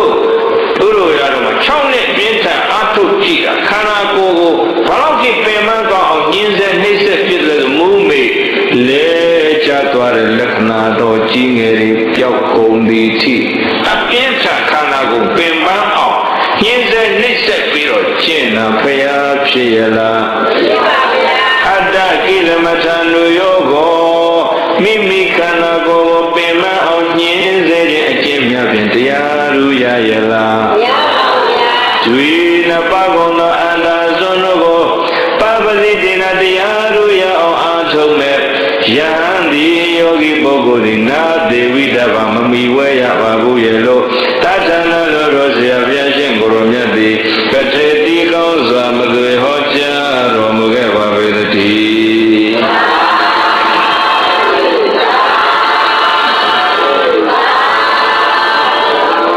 အယံဖြစ်လာတဲ့ခါကျတရားဥဓမ္မစကြာမှာအဲ့ဒါစမိတ်လာပြောတရားသူရခြင်းအတိညာသူရခြင်းရဲ့ကာမဂုဏ်အာယုန်နေတဲ့လေနေမနေနဲ့အဲ့ဒီအဆုံးကိုလည်းရှောင်းပါဟုတ်ကလားမှန်ပါဗျာတတိစွန်းစားမယ်တဲစွန်းစားရဆိုပေါ်လိုက်ပြီခေါင်းကောင်းပါပါပေါ်လေချူလူရလူတွေအိုးအောင်ဝိုင်းအောင်ဘာသာရေးမှာဖြစ်နေကြတာလေလူတွေကဗုဒ္ဓဘာသာဗုဒ္ဓလမ်းစဉ်ဘာမှမလေ့လာပဲနဲ့ခင်ဗျားတို့ကြားလိုက်လားကျို့တို့ကြားလိုက်တယ်ဗျတဲစွန်းစားတာလေပိုက်တာချီလို့အဲ့ဒါလူတွေသွားအုံရတာရှိသေးတယ်အလင်းခံရပေါ့လဲတော်လဲလေးလိမ့်တာဟုတ်လားပြည့်တဲ့ကြီးဘာသာရေးနဲ့ပတ်သက်ပြီးတော့လိမ့်ဆိုင်ကျို့တို့ဗမာလူတို့အကောင်းဆုံးတော့ဖြစ်နေတယ်အဲ့ဒါဘာလို့လဲဆိုကိုယ်ဘာသာကြောင့်မသိလို့ပြည့်တဲ့ကြီးဘာမသိလို့တော့ဗုဒ္ဓဘာသာဆိုရင်ဗုဒ္ဓလမ်းစဉ်သိရမယ်မှန်လားပြည့်တဲ့ကြီးဗုဒ္ဓလမ်းစဉ်အခုပြနေပါပြီမေဇိမပฏิပဒါပေတကြီးတို့ဘာကျင့်စဉ်တော့ဆောင်းလည်းပြန်ခံပြီးဖုံးပေးတော့ပဲဆွဲကြီး9ဦးတော့ထင်သေးသွားတယ်အဲ့ဒီခေတ်ကခေါင်းကောင်းပါပါကျင့်တာဘလောက်ထင်ကြီးတယ်လဲဆိုစဉ်းစားကြဘုရားဖြစ်မှာဧကံမုတ်ချလို့ကိုယ်တိုင်ဘေးရင်တွက်ခဲ့တဲ့ကွန်တင်ညပေတကြီးတို့ပုံလားတွေဟုတ်လားသူတို့ဘေးတွေမြန်လွဲသွားလိမ့်ပြီလားလို့တန်တရားဖြစ်တဲ့အထိပဲခေါင်းပါတဲ့တပတ်ကျင့်လို့ထင်ကြီးကြတာဘုရားဖြစ်မဲ့လမ်းမြင်တော့ဘုံကြီးအောင်ဆောင်းခံစားနေပြီတဲ့ခန္ဓာကိုယ်ကိုမွေးမြူနေပြီတဲ့အစာငတ်ခံပြီးတော့တရားကျင့်လာတော့ဘုရားမဖြစ်မှာတော့တို့တရားဥနာကိုလမ်းမမြင်တော့ထွက်ခွာသွားတယ်ဘုရားအလောင်းတပါးရဲထားခဲ့ပါတယ်မြတ်စွာဘုရားအလောင်းအားငယ်သွားသလားအဋိဋ္ဌပါရမီသဗ္ဗညုတရဲ့ယတိတိဒီလမ်းကြောင်းလျှောက်မှာပြည့်ရင်နောက်တော့ရဲ့လားဝီရိယတွေရောရဲ့လားကာမဂုဏ်အာယုန်ရဲ့ဖန်ဆမှုကနေလွတ်အောင်ယုံထွက်ခဲ့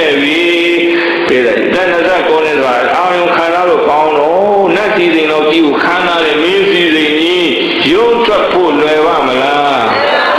နေခံမှာပါရမီတွေလည်းပြည့်နေပြီဗျဝိရိယပါရမီတွေလည်းပြည့်နေပြီမှန်လားပြည့်တယ်ပါရမီတွေကအကုန်ပြည့်ဝကျင့်ပြီးတာပြီဆိုတော့အဲ့မှာပညာဘာနဲ့သိချက်နေပြီသိချက်လို့အာရဏနဲ့ဥရကယသိထာမှာလောကီသံသမာပတ်တွေချက်ချင်းရတာဟောဗျပညာပါရမီကလည်းပြည့်နေပြီအဲ့ဒီလိုမြမြတတစွမ်းခံပုံပေးကလက္ခဏာတော့ကြီးငယ်ပြန်ပေါ်လာတယ်အဲ့တော့ဒုက္ခရစရိယာကျင့်တာဘယ်နှစ်ကြာတော့ထွက်လာတာက29နှစ်ရွယ်29နဲ့6နဲ့ပေါင်းတော့တက်တော့35မာတိကရတရား3ခုနဲ့အစုံလာပြည့်ဗုဒ္ဓဟူးနေ့ရောက်လာပြီဆိုတော့ဗုဒ္ဓဟူးနေ့မနေ့စောတော့အဲ့ဒေနာဏီကုန်းသူပြောပါတော့အဲ့ဒေနာဏီကုန်းအပြင်ပင်ရောင်မင်းကြီးရှိတယ်။နောင်မင်းအကြီးပဲတဲ့။အဲ့ဒီအပင်ကြီးအောက်ဆောင်းခံဝင်မှုစောသေးတယ်ဆိုပြီးတော့မှတရားရှုနေတာဘုရားလား။အဲ့ဒီမှာယတသရုဒ္ဓရဲ့အမေလောကနာဇွမ်းကတ္တာဘသူတော်သူဇာတာကအပြိုဘဝတော့သူကဟာဒီပင်အောင်ကြီးအကြီးပဲတဲ့ရုပ်ကစိုးတကိုးကြီးတဲ့ရုပ်ကစိုးရှိရမယ်အပြင်ရုပ်ကစိုးနဲ့မင်းတဲ့အကယ်၍များဓမ္မတိအမျိုးတူတတိတတယောက်နဲ့ရပြီးတော့ပါတာဦးလေးမွေးဖွားမယ်ဆိုရင်နှစ်စဉ်တသိန်းတန်ရွှေခွက်နဲ့နောကနာဇွမ်းများနှစ်စဉ်ပူဇော်ပါမည်မဇပါတဲ့ကတစ်ပင်ကြီးအောက်မှာသွားပြီးတော့ဆုတောင်းတာပြေတယ်ကြီးအမှန်တော့ထမ်းပြီးကြွေခိုက်ကြီးနေခိုက်ပါနတ်ကမဟုတ်ပါဘူးယောဂသူကမဟုတ်ပါဘူးအဲ့မှာသူ့အမျိုးတူတတိသားတယောက်နဲ့ရမွေးတော့အဲ့သားဦးမွေးလို့ဆိုပြီးနှစ်စဉ်သူကသွားပူဇော်တာတသိန်းတန်ရွှေခွက်နဲ့နောကနာသွားပူဇော်တာကစုံနာပြည့်နေမနေ့အစောကျွံမတယောက်ကိုတော့ပုံနာကျွံမတို့အရှင်ယုတ်တို့ပူဇော်မယ်နေရောက်နေပြီတဲ့ဟောပြက်လို့မဖြစ်ဘူးတဲ့တစ်ပင်ကိုပူဇော်မလို့နတ်ပူဇော်တာဘယ်လိုကြီးဘာပူဇော်တာတော့ဟောပြက်လို့မဖြစ်ဘူးဒီနေ့တောင်ပြိုးမသွားရင်ဇီဝပဲပြက်တော့မလို့ဟောဗလားပဲတာကြီးတို့ရဲ့ဗုဒ္ဓလမ်းစဉ်သိအောင်ပြောတာစဉ်းစားကြအဲ့တော့သွားတဲ့ဒီပြောင်ရှင်းနေဆိုအဲ့မှာဘုရားအလောင်းကတရားဆိုင်ကိုယ်အောင်တွေထွက်ဝင်းဝါဟာရုပ်စိုးနေမယ်ဒီကိုထေရှားပြတယ်ဆိုပြီးတော့အဲ့ကြော်မအမြန်ပြည့်ရှင်မမြန်ယူခဲ့ဒီနေ့ကျွန်တော်တို့ရဲ့ရုပ်စိုးနာမည်ကကိုထေရှားပြပြီးတော့အလူခံမလို့တဲ့ဘုရားအလောင်းမှန်သိလားယောဂသောနာမည်အမတ်နဲ့ပြေးတဲ့ကြီးတို့ရေနောကနာကတ္တပါဘုရားလောင်းတို့တွေလည်းဘုရားဖြစ်မဲ့နေ့မှာတသိန်းတန်ရွှေခွက်နဲ့အဲ့ဒီနောကနာရမြဲဓမ္မတာလို့ကျမ်းဂန်ကဆိုပါတဲ့အဲ့ဒီနောကနာခံယူပြီးတော့မှအဲ့မှာဒီသာမြေကမ်းကိုကြွားကိုလက်သုံးတအဲ့ဒီနာအင်ဂျင်တော်မှာနေတတ်ညနေဆောင်ပြီဆိုတဲ့အချိန်ပါဘောဓိမန္တိုင်ကြွလာသည်ပေတကြီးတို့ပဲကြွလာပြီဘောဓိမန္တိုင်ကြွလမ်းကြီးမှာမြတ်သံသမားတယောက်ကမြက်ရှစ်စုပ်ကိုလှူလိုက်ပါလေအဲ့ဒီမြက်ရှစ်စုပ်အလှူခံခဲ့ပြီးမှဘောဓိပင်အောက်ရောက်လို့ကျေဖြန်းလိုက်တဲ့အခါဘာပေါက်လာတယ်အပရာဇိတပလင်တဲ့ယရနာရွှေပလင်လို့တချို့ကပြောပါတယ်ပလင်ပုံစံသဘောပဲပြောကြပါစို့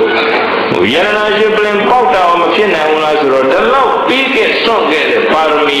ဓာတ်ခံနေပြည့်ဝလာတဲ့ဘုရားအလောင်းစိတ်ဆန္ဒညွတ်ရင်ပါရမီတော့အကုန်ရောက်ဖြစ်နိုင်တာပါပဲ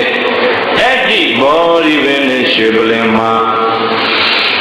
ဘုရားမပြည့်တဲ့ဉာဏ်ကမထပြီလို့နောက်မတွန့်နဲ့ထက်တန်းတဲ့သမ္မဗဒလုံးလာဝိရိယနဲ့တရားအားထုတ်နေမဝင်ခင်ချေလေးပါမာနနဲ့စစ်တပ်လာရောက်ရှင်ပြုတယ်ပလင်လူတွေပဲဆိုကြပါ နောက်ဆက်ပေးတာပါမှန်တော့မာနတဟာနတ်စစ်တပ်ကြီးနဲ့အနောက်ဆက်လာမပေးဘူးလားပေးပါဗျာကောင်းတဲ့အလုပ်တွေကိုအနောက်ဆက်ပေးတယ်ဆိုလို့ချင်းအဲ့လူကိုဘာပြောလဲမာနပဲတဲ့မာနဖယားဖြစ်သွားမှသိဆိုးနေတာဟုတ်လားပဲကြီးအဲ့ဒီမာနတကိုကိုစင်းတို့ဟာလားကောရမဗုဒ္ဓအလောင်းတော်ဒီပါရမီတော်အဟုန်နဲ့မအောင်ခဲ့ဘူးလားအဲ့ဒီအောင်တော်မူတဲ့မြတ်စွာဘုရားမာနပြုသောအပြင်းရန်ကိုအောင်တော်မူတဲ့မြတ်စွာဘုရားတဲ့မာနကြီးကလည်းဂိရိမေခလာရှင်ကြီးကိုတက်စီပြီးတော့သူ့ရဲ့လက်ယုံမောင်းတစ်ထောင်ဖန်ဆင်းလက်ယုံတစ်ထောင်အဲ့ဒီလက်ယုံမှလည်းပိဿကြီးတို့ရဲ့အဘိနိမိတသာဝုဒ္ဒတံအလွန်ဖန်ဆင်းထားတဲ့လက်နဲ့မျိုးစုံတက်ဆင်ထားတာဘယ်ရလဲသူ့လိုအယိုင်းအဆိုင်လူမိုက်နတ်တွေပြောပါတော့နတ်မိုက်ပြောပါတော့ပိဿကြီးတို့ရဲ့နင်းပဲအုပ်စုဖွဲ့ပေးမှခြေတက်လာတာဖယားအလောင်းကိုလာရောက်တော့နှောက်ရှက်တာအောင်မြင်ရဲ့လားဘသူကအောင်နေအလောင်းတော်ကအောင်မြင်တော်မူတယ်မှန်လားပိဿကြီးဇီနောလူရကတို့ရဲ့တော်ဓမ္မဩကောင်ဘုံကောင်ဘုံဖြာငါတို့မြတ်စွာဘုရားသည်ဇီနောအောင်လူရကတို့ရဲ့တော်ဓမ္မဩဆောင်ဘုံကောင်ဘုံဖြာငါတို့မြတ်စွာဘုရားသည်မာရံဂိရိမိကလစေမကိုလင်းစွာတစီပလင်ဤဝဲလီကြီးမူကြီးပြဘုံနီးနဲ့မှောင်ကြီးတရံတလမတွင်ပြခခွင်ရဲ့အချင်းသိတ္တပလင်မြတ်မှမြန်ထလောစိတ်မြညိုလင်းဘောရီပင်နဲ့ပလင်တော်ကထေရှားပင်တင်ငါမဆိုင်ငါသာပိုင်ဟုဆွဲကြိုင်လက်နဲ့ရဲ့စင်မဲ့ဖြင့်အောက်ထက်ဝန်းရန်သောညာအောင်အတန်ဟဲ့ကျွေးမရင်ကြည်သည်ယံမေတသိမန္တမင်းကိုအာဇိနိဒိဋ္ဌိကိုကြတော်တာကိုပင်မှန်ဆွဲကိုချိုးသလားဖြိုးလျက်ရှေခိုးတုတ်ကပြားပြားကြအောင်ဆုံးမသွန်သင်အောင်ဝဲတော်ရင်ခဲ့လေပြီတန်ဗုဒ္ဓတို့မနတနဲ့နတ်စစ်တကြီးကိုအောင်တော်မူသည်ထိုမြတ်စွာဘုရားကိုမယံတရားဟောတရားနာဖြစ်ကြတဲ့ကျွန်ုပ်တို့သည်ဝန်ဒေဝန္တမကာယဝစီမနောချီလျက်အဲဒါလေညောကျွလက်ဆုံးမောကရှိခိုးကြောပါကုန်ဤမြတ်စွာဘုရား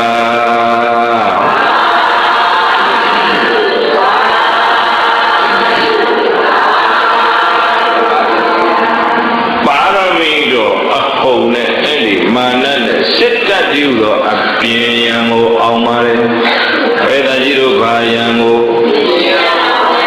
အဲ့ဒီဘာသာတဲ့အောင်ပြီးကိုလေဝထိုးတာချိန်လေးပါဖယားမဖြစ်သမျှငါမထပြီလို့ဘောဓိပင်အောက်မှာတရားထိုင်တာဖယားလောင်ဘောဓိပင်အောက်ဘာလို့ပါလဲရှုတာကတော့အာနာပါနဝင်လေထွက်လေရှုတာပါပဲပိဿကြီးတို့ဘာရှုတာပါလဲသတ္တဝါသတိရှိသည်ပြည်ဝိသံအတ္တတတိဝင်သက်ကိုရှုဤသတ္တဝါသတိရှိသည်ပြည်ဝိသံပတ္တတတိထွက်သက်ကိုထုတ်ဤဝင်လေတိထွက်လေတိဝင်လေတိထွက်လေရှုတယ်လားစိတ်ကပေးတယ်ဘဝများစွာကျင့်လာခဲ့တယ်ဟိုတင်ညာပါရမီရန်ပြည့်နေတော့ကြတော့မကြပါဘူးစိတ်တက်တည်ရင်တမာတိရလာပါတယ်ဘာရလာပါလဲတမာရိရလည်းဘယ်ဆင့်တမာရိလို့ဆိုပထမဇန်တက်ပါဒုတိယဇန်တတိယဇန်စတုထဇန်ဇန်တမာရိဘယ်သာကြီးဘာတမာရိပါလဲအဲ့ဒီဇန်တမာရိတွေရပြီးတော့ဆက်လက်အားထုတ်တညာလို့ဆက်လက်ပြီးအားထုတ်တာမြင်ဥယံမှာပုဗ္ဗေနိဝါဒနုတ္တိညာမြင်ဥယံမှာဗာဉာဏ်ရတယ်ပုဗ္ဗေနိဝါဒနုတ္တိညာဆိုတာဘယ်သာကြီးတို့ဘယ်လိုလဲလို့ဆိုတော့ဘုရားဘာသာဝင်တွေကဘုရားရဲ့ဒီဉာဏ်တွေကိုသိထားမှာဖြစ်မယ်ဟုတ်လားပြည်တော်ကြီးပုဗ္ဗေနိဝါဒလို့ဆိုပုဗ္ဗေနိဝါဒဆိုတာရှေးဘဝတွေတော့နေခဲ့မှုတဲ့ခန္ဓာတွေပြောတာဘဝခန္ဓာတွေပြောတာပုဗ္ဗေနိဝါဒဆိုတာဘဝခန္ဓာရှေးတော့ဖြစ်ခဲ့တဲ့ဘဝခန္ဓာအနုတ္တိဆိုတာအဲ့ဒါကိုအစဉ်ရှောင်းပြီးတော့မအောင်မေ့တိုင်းနဲ့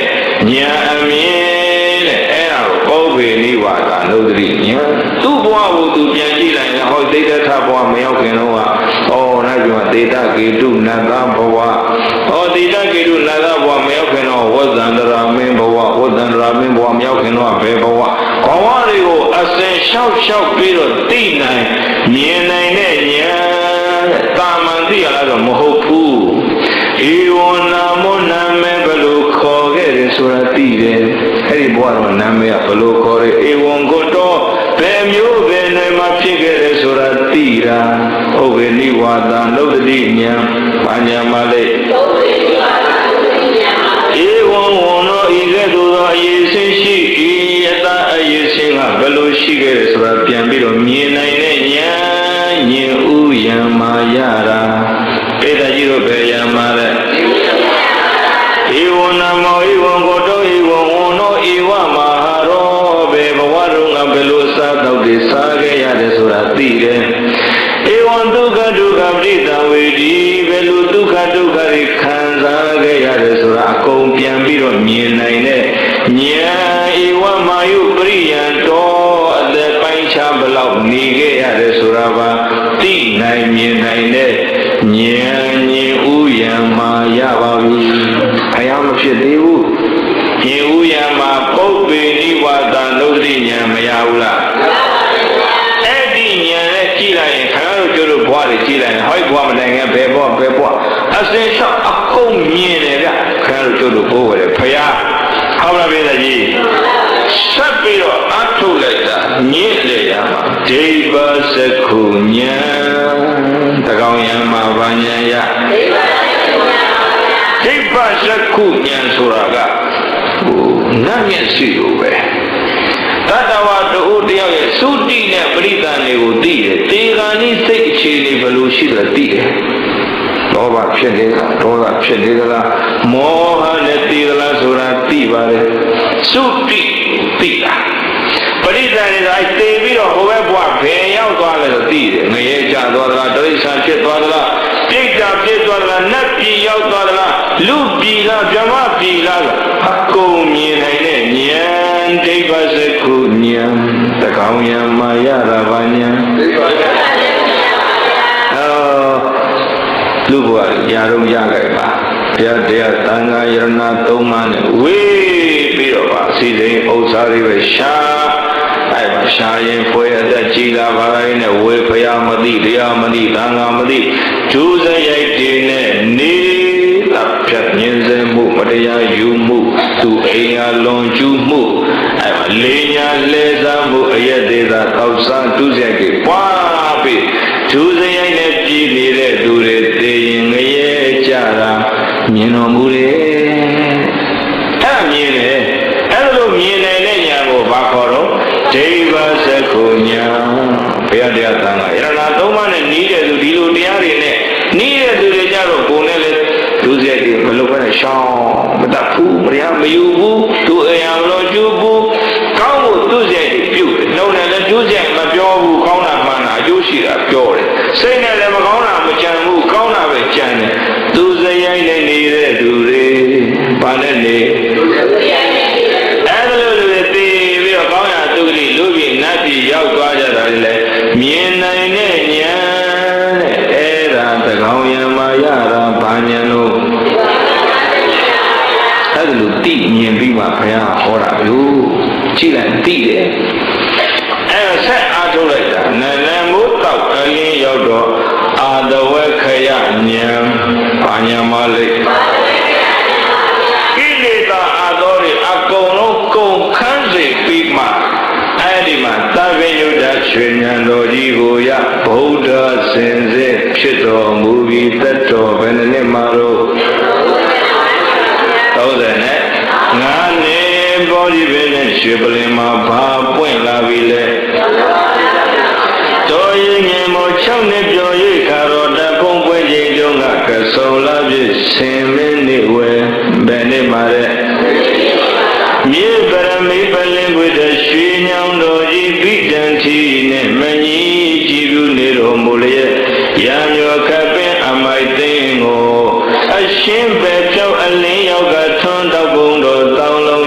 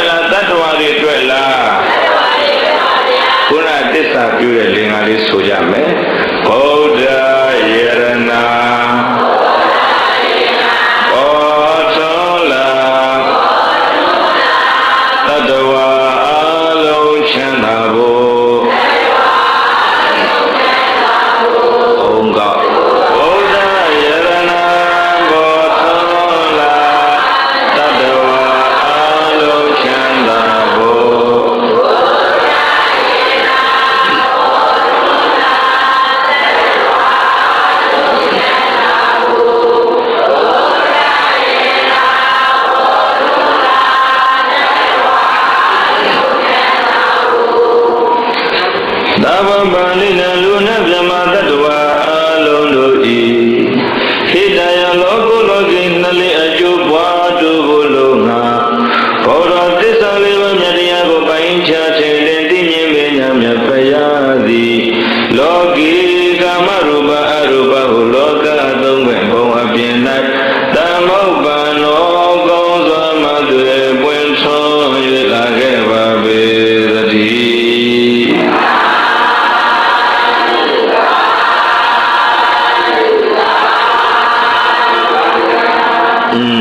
အဲ့ဒါဖယားပွင့်လာတာဖယားပွင့်ပြီးတို့ပြောကြပါလို့အဲ့မှာတတ္တဌာန9ရက်9လီဘောဓိပင်ဝန်းကျင်မှာစံမြန်းတော်မူပါတယ်တတ္တဌာနစံမြန်းတော်အဲ့မှာတက်ကလေး103ခုနဲ့ဝါဇောလပြည့်နေဘယ်နေ့ပါလဲဝါဇောလပြည့်စနေနေ့ပါအဲ့ဒီဗာရာဏသီပြည်မိဂရာုံတို့ထွက်သွားတဲ့ပိစဝဲကြီး9ပါးတို့ကိုလိုက်ပြီးတော့ဓမ္မစကြာတရားဦးမဟုတ်ဘူးလားဘုရားပွင့်လာတော့တရားယရနာဟောပေါ်မလာဘူးလား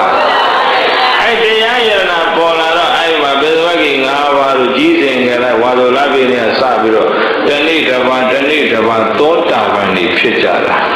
အားရဖြစ်ဘုန်းတင်ညာဘောပါပရိယမာနအတ္တစီဟာဝါဒလာပြည်မှာအကြီးဆုံးသူတို့ဘုန်းတင်ညာတရက်နေ့မှာဘောပါ2ရက်နေ့မှာဂတိယ3ရက်နေ့မှာမဟာနံ4ရက်နေ့မှာအတ္တစီဝါဒလာပြည်ရော4ရက်နေ့မှာသောတာပန်ကုန်ဖြစ်အဲ့မှာအနတ္တလက္ခဏာတုတ်ကြီးဆက်ဟောအားလုံးယဟန္တာဖြစ်တာဒိဋ္ဌကြည့်လို့ရေအဲ့မှာယဟန္တာပထမဝါအဲ့ဒီမြတ်စွာဘုရားဗာရာဏသီပြည်မိဂရာုံမှာပဲဝါဆိုးပါတယ်ဗာရာဏသီပြည်မိဂရာုံမှာပဲဝါဆိုးဝါကတ်တယ်အဲ့ဒီမှာတရားဟောတော့ဓမ္မယရနာဘောပေါ်မလာဘူးလားဓမ္မယရနာပေါ်လာတော့တတ္တဝါတွေနိဗ္ဗာန်ချမ်းသာအထိချမ်းသာမရကြဘူးလားဓမ္မယရနာပေါ်လာတာတတ္တဝါတွေကို6ဖို့လမ်းဖို့ပေါ်လာတာလားချမ်းသာစေဖို့လားအဲ့ဒါတောင်တရားဝဲပိတ်ချင်ကြတဲ့လူတွေရှိတယ်ပိတ်မဟုတ်ဘူးရှင်းတယ်ကုသွားလာပင်ပန်းသေးဟုတ်လားပဲတာကြီး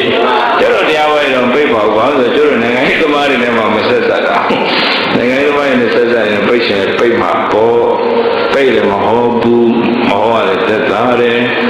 တော်တယ်မှာတရားအားထုတ်ပြီးတော့စာလေးပိဋကစာပေဖတ်စာရေးနေငိမ့်တောင်ငိမ့်နေတယ်ဟုတ်လားပဲတာကြီးတကယ်ပြောတာနာမည်ကြီးရင်ကတော့ကောင်းတယ်မထင်နဲ့ပင်ပန်းနဲ့ပြအဝေးတွေကပိုးတော်ပင်ပန်းသေးတယ်ဒါပေမဲ့အခုစိတ်ရှိရင်နဲ့စောင်းပြီးတော့နာကြလို့ကိုအားပါရဟောနေတာပြီးတော့လည်းကိုယ်ဘာသာအကြောင်းနဲ့သိစေခြင်းလို့ပါတရားယရနာပေါ်လာတာတတ္တဝါတွေချမ်းသာဖို့ပါတရားယရနာပေါ်လာတာအဲ့ဒါသစ္စာစကားပဲမှန်လားပြည်ကြီးအဲ့ပထမဝါမှာပဲခုနနုကနာသွားကတ်တဲ့သူဇာတာရဲ့တာယတသရောတာတခါကျွတ်တန်းဝင်မြောက်ညာဖြစ်တာပါပဲနောက်သူတငယ်ချင်းတွေဟောယတသရောတာလို့တစ်ထေးသားတယောက်ကသာသနာပေါင်းဝင်သွားတဲ့သူဒီသာသနာဟာနေနေရသာသနာမဟုတ်တော့ဘူးလောကီစည်းတွေချမ်းသာတဲ့ချမ်းသာကြောင်းတရားရှိလို့ဖြစ်ရမယ်ဆိုတငယ်ချင်းတွေအတူလိုက်ဝေါ်လာကြတာ55ယောက်ကျွတ်တန်းဝင်ကြတယ်အခုနပစ္စဝကြီး5ပါးနဲ့ဆိုရင်ယဟန္တာ60ပေါ်ထွန်းတဲ့ပထမဝါမှာယဟန္တာဘယ်လောက်တရင်ဝါလာကျွတ်တော့အဲယဟန္တာ60ကိုမြတ်စွာဘုရားကစရတဘိကဝေစာရိကန္တိသေသဘိကဝေဓမ္မယတကလက်လက်ပြီးတော့လူများစွာတို့ချမ်းသာဖို့အကျိုးဖြစ်ဖို့တရားဟောပါဩဝါဒပေးယဟန္တာ60ခရီးတစ်ကြောင်းတစ်ပါးကြွသာသနာပြုထွက်တာအဲဒါကြီးဘာလို့ထွက်တာမြတ်စွာဘုရားကိုယ်တော်တိုင်လည်းအဲ့ဥရဝေလတော်ကိုကြွပါတယ်ဥရဝေလတော်ကြွတော့တော်လန်ခရီးအကြမှာဗဒ္ဒဝဂီညီနောင်3ကြိတ်တို့နဲ့တွဲတို့ချုပ်ကြပါလို့အဲ့ဗဒ္ဒဝဂီညီနောင်3ကြိတ်တို့ကိုလည်းသူကတော့ပျော်ပါဟန်နီမွန်ထွက်လာတာပါသူမယားတွေအသီးသီးနဲ့ဟန်နီမွန်ထွက်လာတာအဲ့တော့မင်းသားတယောက်ကကျလူပြိုကြီးဆိုပြည့်တန်သာငှားလာတာအဲ့ပြည့်တန်သာမင်းသားတွေရဲ့လက်ဝတ်တန်သာတွေခေါ်ပြီးထွက်ပြေးတာအဲ့ထွက်ပြီးတော့မိမလိုက်ရှာတာလိုက်ရှာရင်တစ်ပင်အောင်ထိုင်ရဘုရားနဲ့တွေ့တာပဲလေဘုရားတရားဟောလိုက်တာသူများအပြင်မှာရှာမဲ့သာတွင်းရှာတာမကောင်းဘူး ရှာတာမမြတ်ဘူးလားဆိုတရားဟောတော့အဲ့မှာကာမဂုဏ်ရဲ့အပြစ်တွေဟောကြော့တန်းဝင်ကြတယ်ယန္တာယဟန်တော်တွေဖြစ်ကုန်ပါလေအိဘိက္ခုယန္တိဖြစ်ကုန်တာအဲ့မှာအဲ့ရဥရဝေလာတော်ကြွားတော့ဥရဝေလာတော်မှာယသိညီနောင်ရှင်တထောင်ဥရဝေလာကတ္တပနတိကတ္တပခယာကတ္တပကတ္တပညီနောင်သုံးပါးဥဆောင်တဲ့ယသိကိုတကောအမျိုးမျိုးပြပြီးတော့ခြေချော့သူတို့လည်းအိဘိက္ခုယဟန်ဘဝရောက်လာကြတယ်အဲ့ဒီယန္တော်တွေခြံရံပြီးတော့မှရာဇဂိုကိုကြွတာဘယ်ကြွပါလဲဂါယာတိတရောက်တော့ကြောက်ပြာကြီးပေါ်မှာအဲ့ဒီယန္တော်တထောင်ယတိဖြစ်လာတဲ့ယန္တော်တောင်ကိုအာတိတပရိယာတို့ဟောတော့အကုန်ယန္တာတွေဖြစ်တာရာဇဂိုရောက်တော့အဲ့မှာဘေပိတာရမင်းကြီးကပိတတ်နဲ့မြင်းပိတတ်ကစီးကြိုတာအဲ့မှာရာဇဂိုမြို့ပါလေတရားဟောသစ္စာ၄ပါးသိနေရတတ်တော်ညာသာသနာပေါင်းရောက်လာကြတော့လည်းအများကြီးပဲအဲ့ရာဇဂိုမှာဘုရားသတင်းသုံးနေတုံးပါပဲတဝဲရလဲရတို့လည်းဘုရားစီရောက်လာတာအဲ့ဒီမှာပဲဟောကပိလို့နေပြီးတော့ကကပိလို့တုတ်တော်နာမင်းကြီးအသက်တော်ကြီးနေအဲ့ချိန်မှာ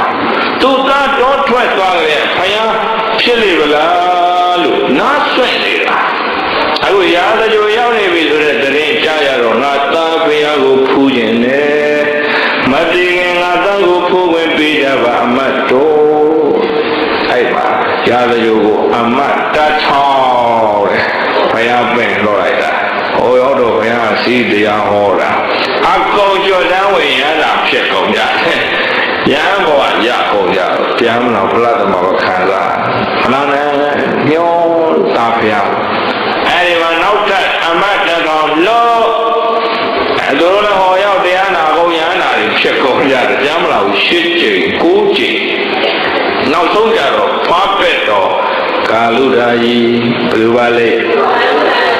ကာလုဒာယီဥဆောင်တဲ့အမတ်တကောင်လည်းဟောရောက်ဘယ်လိုပါဘူးအကောင်တော့အဲ့ဒီမှာရဟန်းနာတွေဖြစ်ကြွတန်းဝင်ကုန်ကြကာလုဒာယီကတော့ဖြင့်အာမဘန်းတွေလည်းခံခဲ့တော့ရအောင်ပြင့်ခဲ့ပါမယ်ဆိုအာမဘန်းတွေခံခဲ့တော့တပေါင်းလာတဲ့ဗျာကောက်ပဲတိနန်းလေးရိတ်သိမ့်ပြီလို့လမ်းခရီးကလည်းตายရတဲ့အချင်းမပူမအေးကာလမှာမြတ်စွာဘုရားကိုဖားတော်မူရကပိလို့ဒေသသာရီကြွချီဖို့အိမ်မှာလမ်းဖေးသားရကြောင်းပေါ့ကာရာ60လို့ဖြင့်ဘုရားကိုပင့်လာ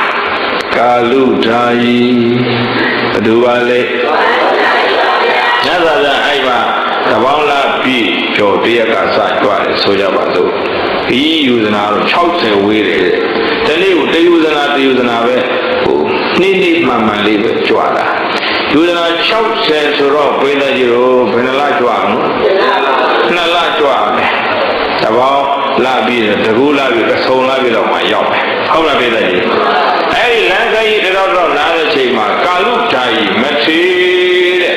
ရွှေနန်းတော်ကိုကြိုးကြွနှင့်ပြီးမှအဲ့မှာနန်းတွင်သူနန်းကတာကီရိုးတွေအရိုင်းတွေမာရသိကြည့်တာဘုရားမျိုးကမာရကြီးတယ်ဟုတ်လားပြည်သားကြီးအဲ့မှာကြိုးပြီးတော့တရားဖြစ်နေအောင်တရားတော်ဟောဆုံးစားကြွိုင်းလာတယ်အဲ့မှာဖာကပြီးတော့သုရောနာမင်းကြီးဒီနေ့တော့ပြမြတ်စွာဘုရားတေနာရောက်နေပြီလို့ကြိုးပြောအဲ့မှာနန်းတော်ကနေပြီးတော့အဲ့မှာသားတော်အတွက်ဆိုပြီးတော့ကာလုဒာယီရဲ့တပိတ်ထဲကိုမုံမြတ်တဲ့ဘောဇင်တွေထည့်ပြီးတော့ကာလုဒာယီကဇန်တဘိုးနဲ့ပြန်ကြွပြီးဘုရားကိုကတ်တာတော်တော်လည်းပါဆိုအဲ့မှာကပိလို့ပြည်ရောက်ခေါ်ကပိလို့ပြည်ရောက်တော့ဟိုတာကီမင်းတွေစီမံထားတဲ့ဏိယောဓာယုံကျောင်းပဲကျောင်းတို့ဒီကျောင်းတော်ကျောင်းမှာတရင်သုံးပါတယ်တိဋ္ဌကမင်းသားဘုရားကြွလာပြီမင်းဖြစ်လာပြီဆိုတာကီမျိုးတွေဘလောက်မာနကြီးတယ်မှတ်တယ်တော့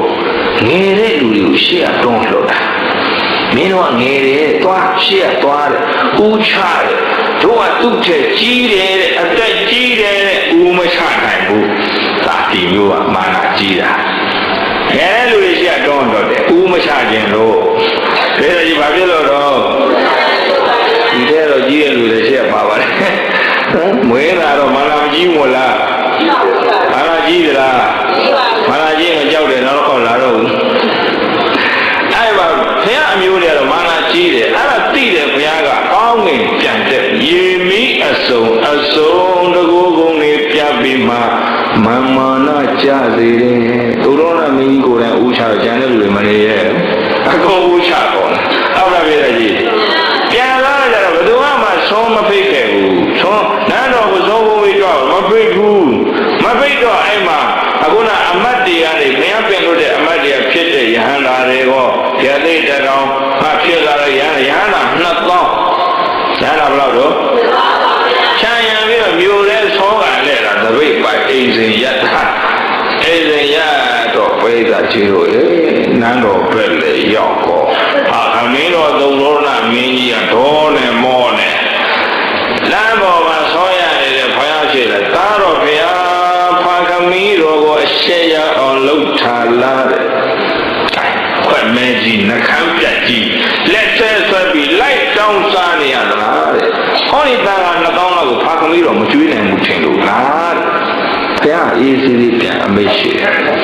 ဖာခမီးတော်မင်းကြီးဒါသားတော်တို့အမျိုးအနွယ်ကျင့်ဝတ်ပါဟာတာကီမျိုးနယ်မှာတောင်းစားတယ်လို့မရှိဘူးတဲ့သူကတာကီနွယ်ကိုပြောတာမှန်လို့တာကီနယ်မှာတောင်းစားတယ်မရှိဘူးငါသားတန်းတော်ကြွဖုံးပြီးအဖေကျွေးနိုင်ပါလေပေါ့သူကတော့တားတော်တို့ရဲ့အနွယ်တာကီနယ်မဟုတ်တော့ဘူးတဲ့ဗုဒ္ဓဝန္တဖယားအနွယ်ဘယ်တကြီးတို့ပါအနွယ်တော့ရှင်းဖယားတွေလည်းသောခံဖုံးပေးတာတဲ့အဲ့ဒီမှာဩဒိဋ္ဌိနဗမေဇေယဓမ္မံသူစရိတံစရေဓမ္မဇာရိတုခံတိတိအတမိန်လောကေပရမိသာလမ်းပေါ်မှာဖတ်မိတော့တရားဟောတာဩဒိဋ္ဌိဘယဇင်လာကျင့်ရမကျွဆွမ်းခံဝ၌နဗမေဇေယမမိတ်မလျော့ရာသူစရိတံကောစွာကျင့်သုံးအပ်သောဓမ္မတရားဓမ္မကိုဓမ္မံသူစရိတံစရေသူစရိတံကောစွာကျင့်သုံးအပ်တဲ့ဓမ္မကုသိုလ်ဓမ္မကိုစရေကျင့်ရ၏ဓမ္မစရိတရားဓမ္မကိုကျင့်သုံးနေရှိသောပုဂ္ဂိုလ်သည်အတ္တမင်လောကေသာဟောဒီမြတ်မောဘဝ၌၎င်းပရမိဇာဓမ္မလုံးလောကတောင်ဘဝ၌၎င်းဒုက္ခံတိတိချမ်းချမ်းသာသာဣဇတိထိုင်ရပါလေလို့တထာနလူတို့ဆရာဘုရားရှင်ကိုရောမြတ်သည်အဝေါစံကောင်းစွာမသွေဟောကြားတော်မူလိုက်ပါပေသတည်း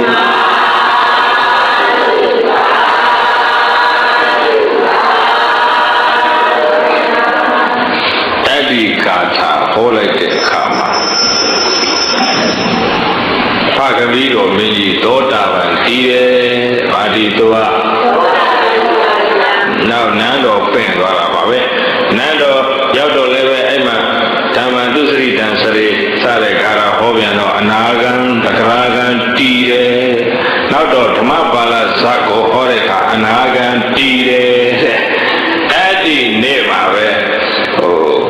နန္ဒမင်းသားတဲ့ဒါပဲမင်းသားတို့နန္ဒမင်းသားဆိုတာကသုတ္တရဏနဲ့မိရွေးတော်ခေါရမီယာမွေးတာဘုရားနဲ့ဆိုရင်တို့တို့ပြောဖေသူမေခွဲညီကိုဟောက်လာပြီတကြီးသူကသရပကလေးနဲ့လက်ဆက်ထိပြပြီးတော့အဲ့မှာနမ်းအမွေခံမလို့လုံးနေတော့သပိတ်ထမ်းခေါ်သွားပြီးဘာလုပ်ပေးလိုက်ဆရာဟောပေးလိုက်တယ်ပဲတကြီးတို့ရေသုတ္တရဏမင်းကြီးကသူမရှိလို့ရှိရင်တဲ့ဟဲ့လားမင်းစီတွေကိုဆက်လက်ပြီးတော့ပါမင်းမျိုးမင်းတွေကိုဆက်လက်ပြီးတော့မှအမွေဆက်ခံမှာဒီသားတော်ရှိသေးရဲ့ဆိုဝမ်းသာနေတော့ညှော်မှန်းချက်ထားနေတော့တပိတ်ခါခေါ်ဝတ်ပေးလိုက်ပြန်ရောဖယားသူစိတ်ထဲမကောင်းမှုသုတ္တရဏ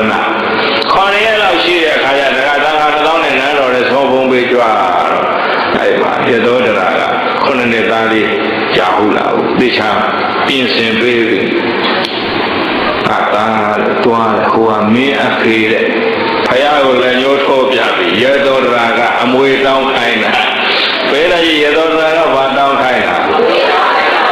ဧသောတိရာဟုလပိတကိသတုဒ္ဒယဇံယာသာဟိရာဟုလจิตတတိချာယာဟုလာဧသောဝတ္တံက2000ချမ်းရံပြီးတော့ထိုင်နေတဲ့ပုဂ္ဂိုလ်မြတ်ဒီတေတိပိတဖကမိတော်ဖြစ်၏ကိစ္စတုသောจิตတာယဇံအမွေကိုယာသာဟိတောင်းကြည်ဘာတောင်းခိုင်းလားတဲ့ဖကမိတော်80တော့နန်းတော်ထဲမှာရွှေအိုးကြီးရှိတယ်တဲ့သူလည်းတော့ထွက်သွားတော့အမေတို့အဲ့ဒီရွှေအိုးတွေမင်းကို လည်းမတွေ့ရတော့ဘူးတဲ့ငါသားဟာကြီးညွတ်ကြီးလျာဟောဒီနန်းကိုဆက်လက်အုပ်ချုပ်ရမှာဖြစ်တယ်တဲ့အဲ့ဒီကံဓာရီလို့တဲ့အမွေတောင်းခိုင်းတာတော့လောကီအမွေတောင်းခိုင်းတာရသောတာကဘာတောင်းခိုင်းတာတော့သွားတောင်းရည်တယ်ဆိုဖေမန်းနဲ့တိသွားရောရာဟုလာလေးကခေါင်းနဲ့သားလေးကအဲ့မှာဖယားရှိကိုသွားရတာဘုရားရှိသွားရပြီးတော့ဒီဒါကနဲ့စကားပြောတာပါပဲဒုက္ခတေသမနသာယသမနဩယဟံယိတေတိဤသာယယိတိဒုက္ခချမ်းသာလာဤခင်ဗျာလူလေးကအဖေကအေးထားဗျာတောင်းတော့ဤကလေးလူသဘာဝစကားတွေရှာပြောပြတော့မှဘုရားလည်းသုံးပုံပေးပြီးတော့ရောတာအောင်လည်းပြန်ကြွအောင်နောက်ကကတ်လိုက်လားဘာလိုက်တောင်းတာဒါယေဇမေသမနတေဟိဒါယေဇမေသမနတေဟိဩပါကမိရောယဟန္တာရောအမွေပေးပါမတောင်းပါလေအမွေပေးပါတော့လိုက်သွားတာဘုရားလည်းနေခဲ့လို့လည်းမပြောဘူးသားဘူးမှလည်းနေခဲ့လို့ပြောရုံဘုရားမဘောင်းပြောတာဟုတ်ကြောင်းရောက်နေကြောတာရောကြောင်းလည်းရောက်ပေါ်မြတ်စွာဘုရားကအဲ့ဒီပါသာရိပုတ္တရာကိုခေါ်ပြီးမှမိတ်ရှိတာသာရိပုတ္တရာရာဟုလောကုမရောယဟုလမင်းသားဒေသာယေဇံဘေကိုရာဇတိတောင်းနေတယ်တေနဟိဆိုကြောင့်သာလင်တွင်တင်သည်ရာဟုလကုမရယဟုလမင်းသားကိုပပစေဟိကိုရင်ဝုပေးလိုက်ပါရဲ့လို့သတ္ထာနလူတို့ဆရာသည်အာယသမန္တံသာရိပုတ္တရှင်သာရိပုတ္တမရေမြတ်ကိုအာမန္တေတိကောင်းစွာမသွေမိန်ကြတော်မူလိုက်ပါပေတည်း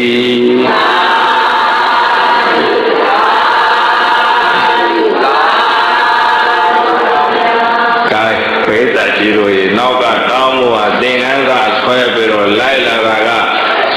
ဘာတောင်းတာတော့လောကီမွေလားလောဘုဒ္ဓမွေလား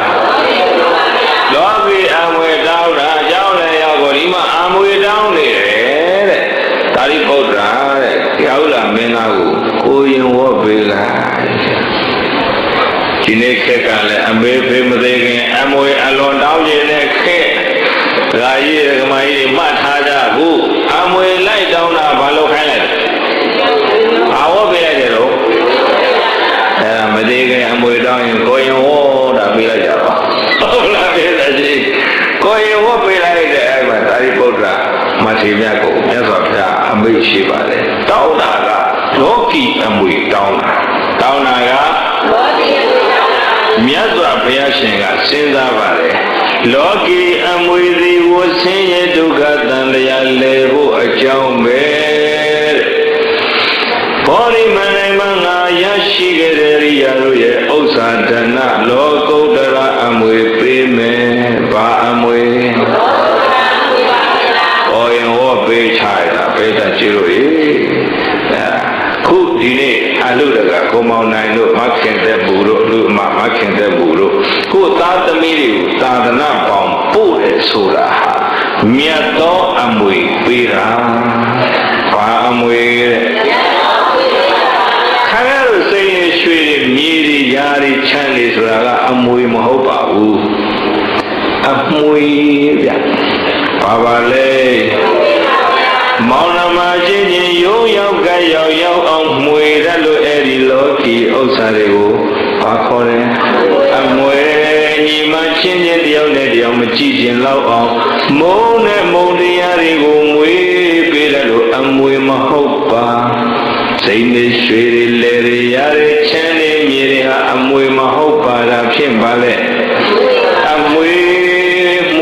လို့မောင်နှမချင်းချင်းမခေါ်နိုင်ကြတာညီမချင်းချင်းရင်မဆိုင်နိုင်ကြတာဆွေလူချင်းချင်းယုံတဲ့ရံဖြစ်နေကြတာမှွေလို့လားမမှွေလို့လားအဲ့ဒါခါရတော့ဗျာအဲ့အမှွေမပေးကြပါနဲ့ကိုသားသမီးကိုမြတ်သောအမွေပေးရစေဖို့ဟုတ်ပါပြီလားကြီးဘုရားကလောကီအမွေလိုက်တောင်းတာကိုဘာဝတ်ပေးလိုက်တော့ကိုရင်ဝတ်ပေးလိုက်တာဗျာရှင်မောကလန်ကိုတော့ခေါင်းရိပ်ပြီးသင်္ကန်းဝတ်ပေးတယ်ကရဏခုတ်ပေးတယ်အရှင်မကတ္တမကဩဝါဒဗျဩဝါဒဆရာပါ ရှင်လိုက်ဘုရားကဥပိ္ပေဆရာနဲ့ချီးမြှောက်တာကိုရင်ရာဟုလာဖြစ်သွားတယ်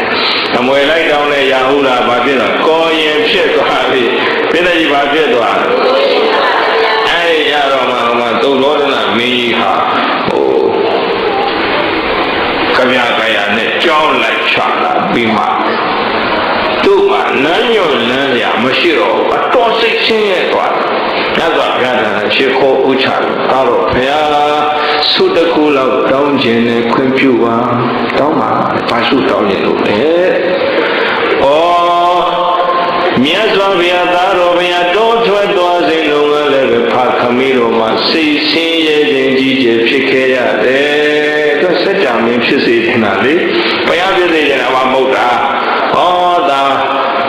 တော့ထွက်သွားတော့လေအနန္တမင်းသားရှိသေးရဲ့အနန္တမင်းသားခိနဆက်ခံလိုက်မယ်ဆိုပြီးမှပျော်လင့်ချက်ထားလို့ရှိသေးတယ်အနန္တမင်းသားလည်းဘာဝပေးလိုက်ညာဝပေးပြန်ဟောအဲ့ဒီတော့ကလည်းဖာကမီးတော်စိတ်ဆင်းရဲခြင်းကြီးစွာဖြစ်ခဲ့ရတယ်ရာဟုလေဟောဒီမြေလေးရဟုလာတဲ့ပပစိတ်ဒီရှင်ပြုသွားတဲ့ခါမှလည်းပဲမိဖာကမီးတော်အနပကဒုက္ခကြီးစွာသောစိတ်ဆင်းရဲမှုသည်အဟောဒီဖြစ်ခဲ့ရပါ၏ဒါတော့တခုစုတောင်းမိပခွင့်မပြုတဲ့သာသမီကိုရှင်ဟန်မပြုပါစေနဲ့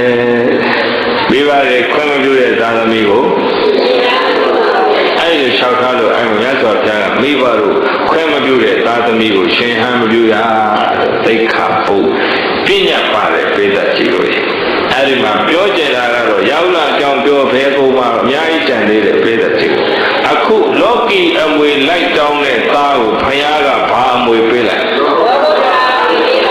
ဒီနေ့လူတကာလူမာတွေလည်းသာသမီတွေကိုသာသနာပေါင်းပို့တာဟာလောကီအမွေပေးတာလား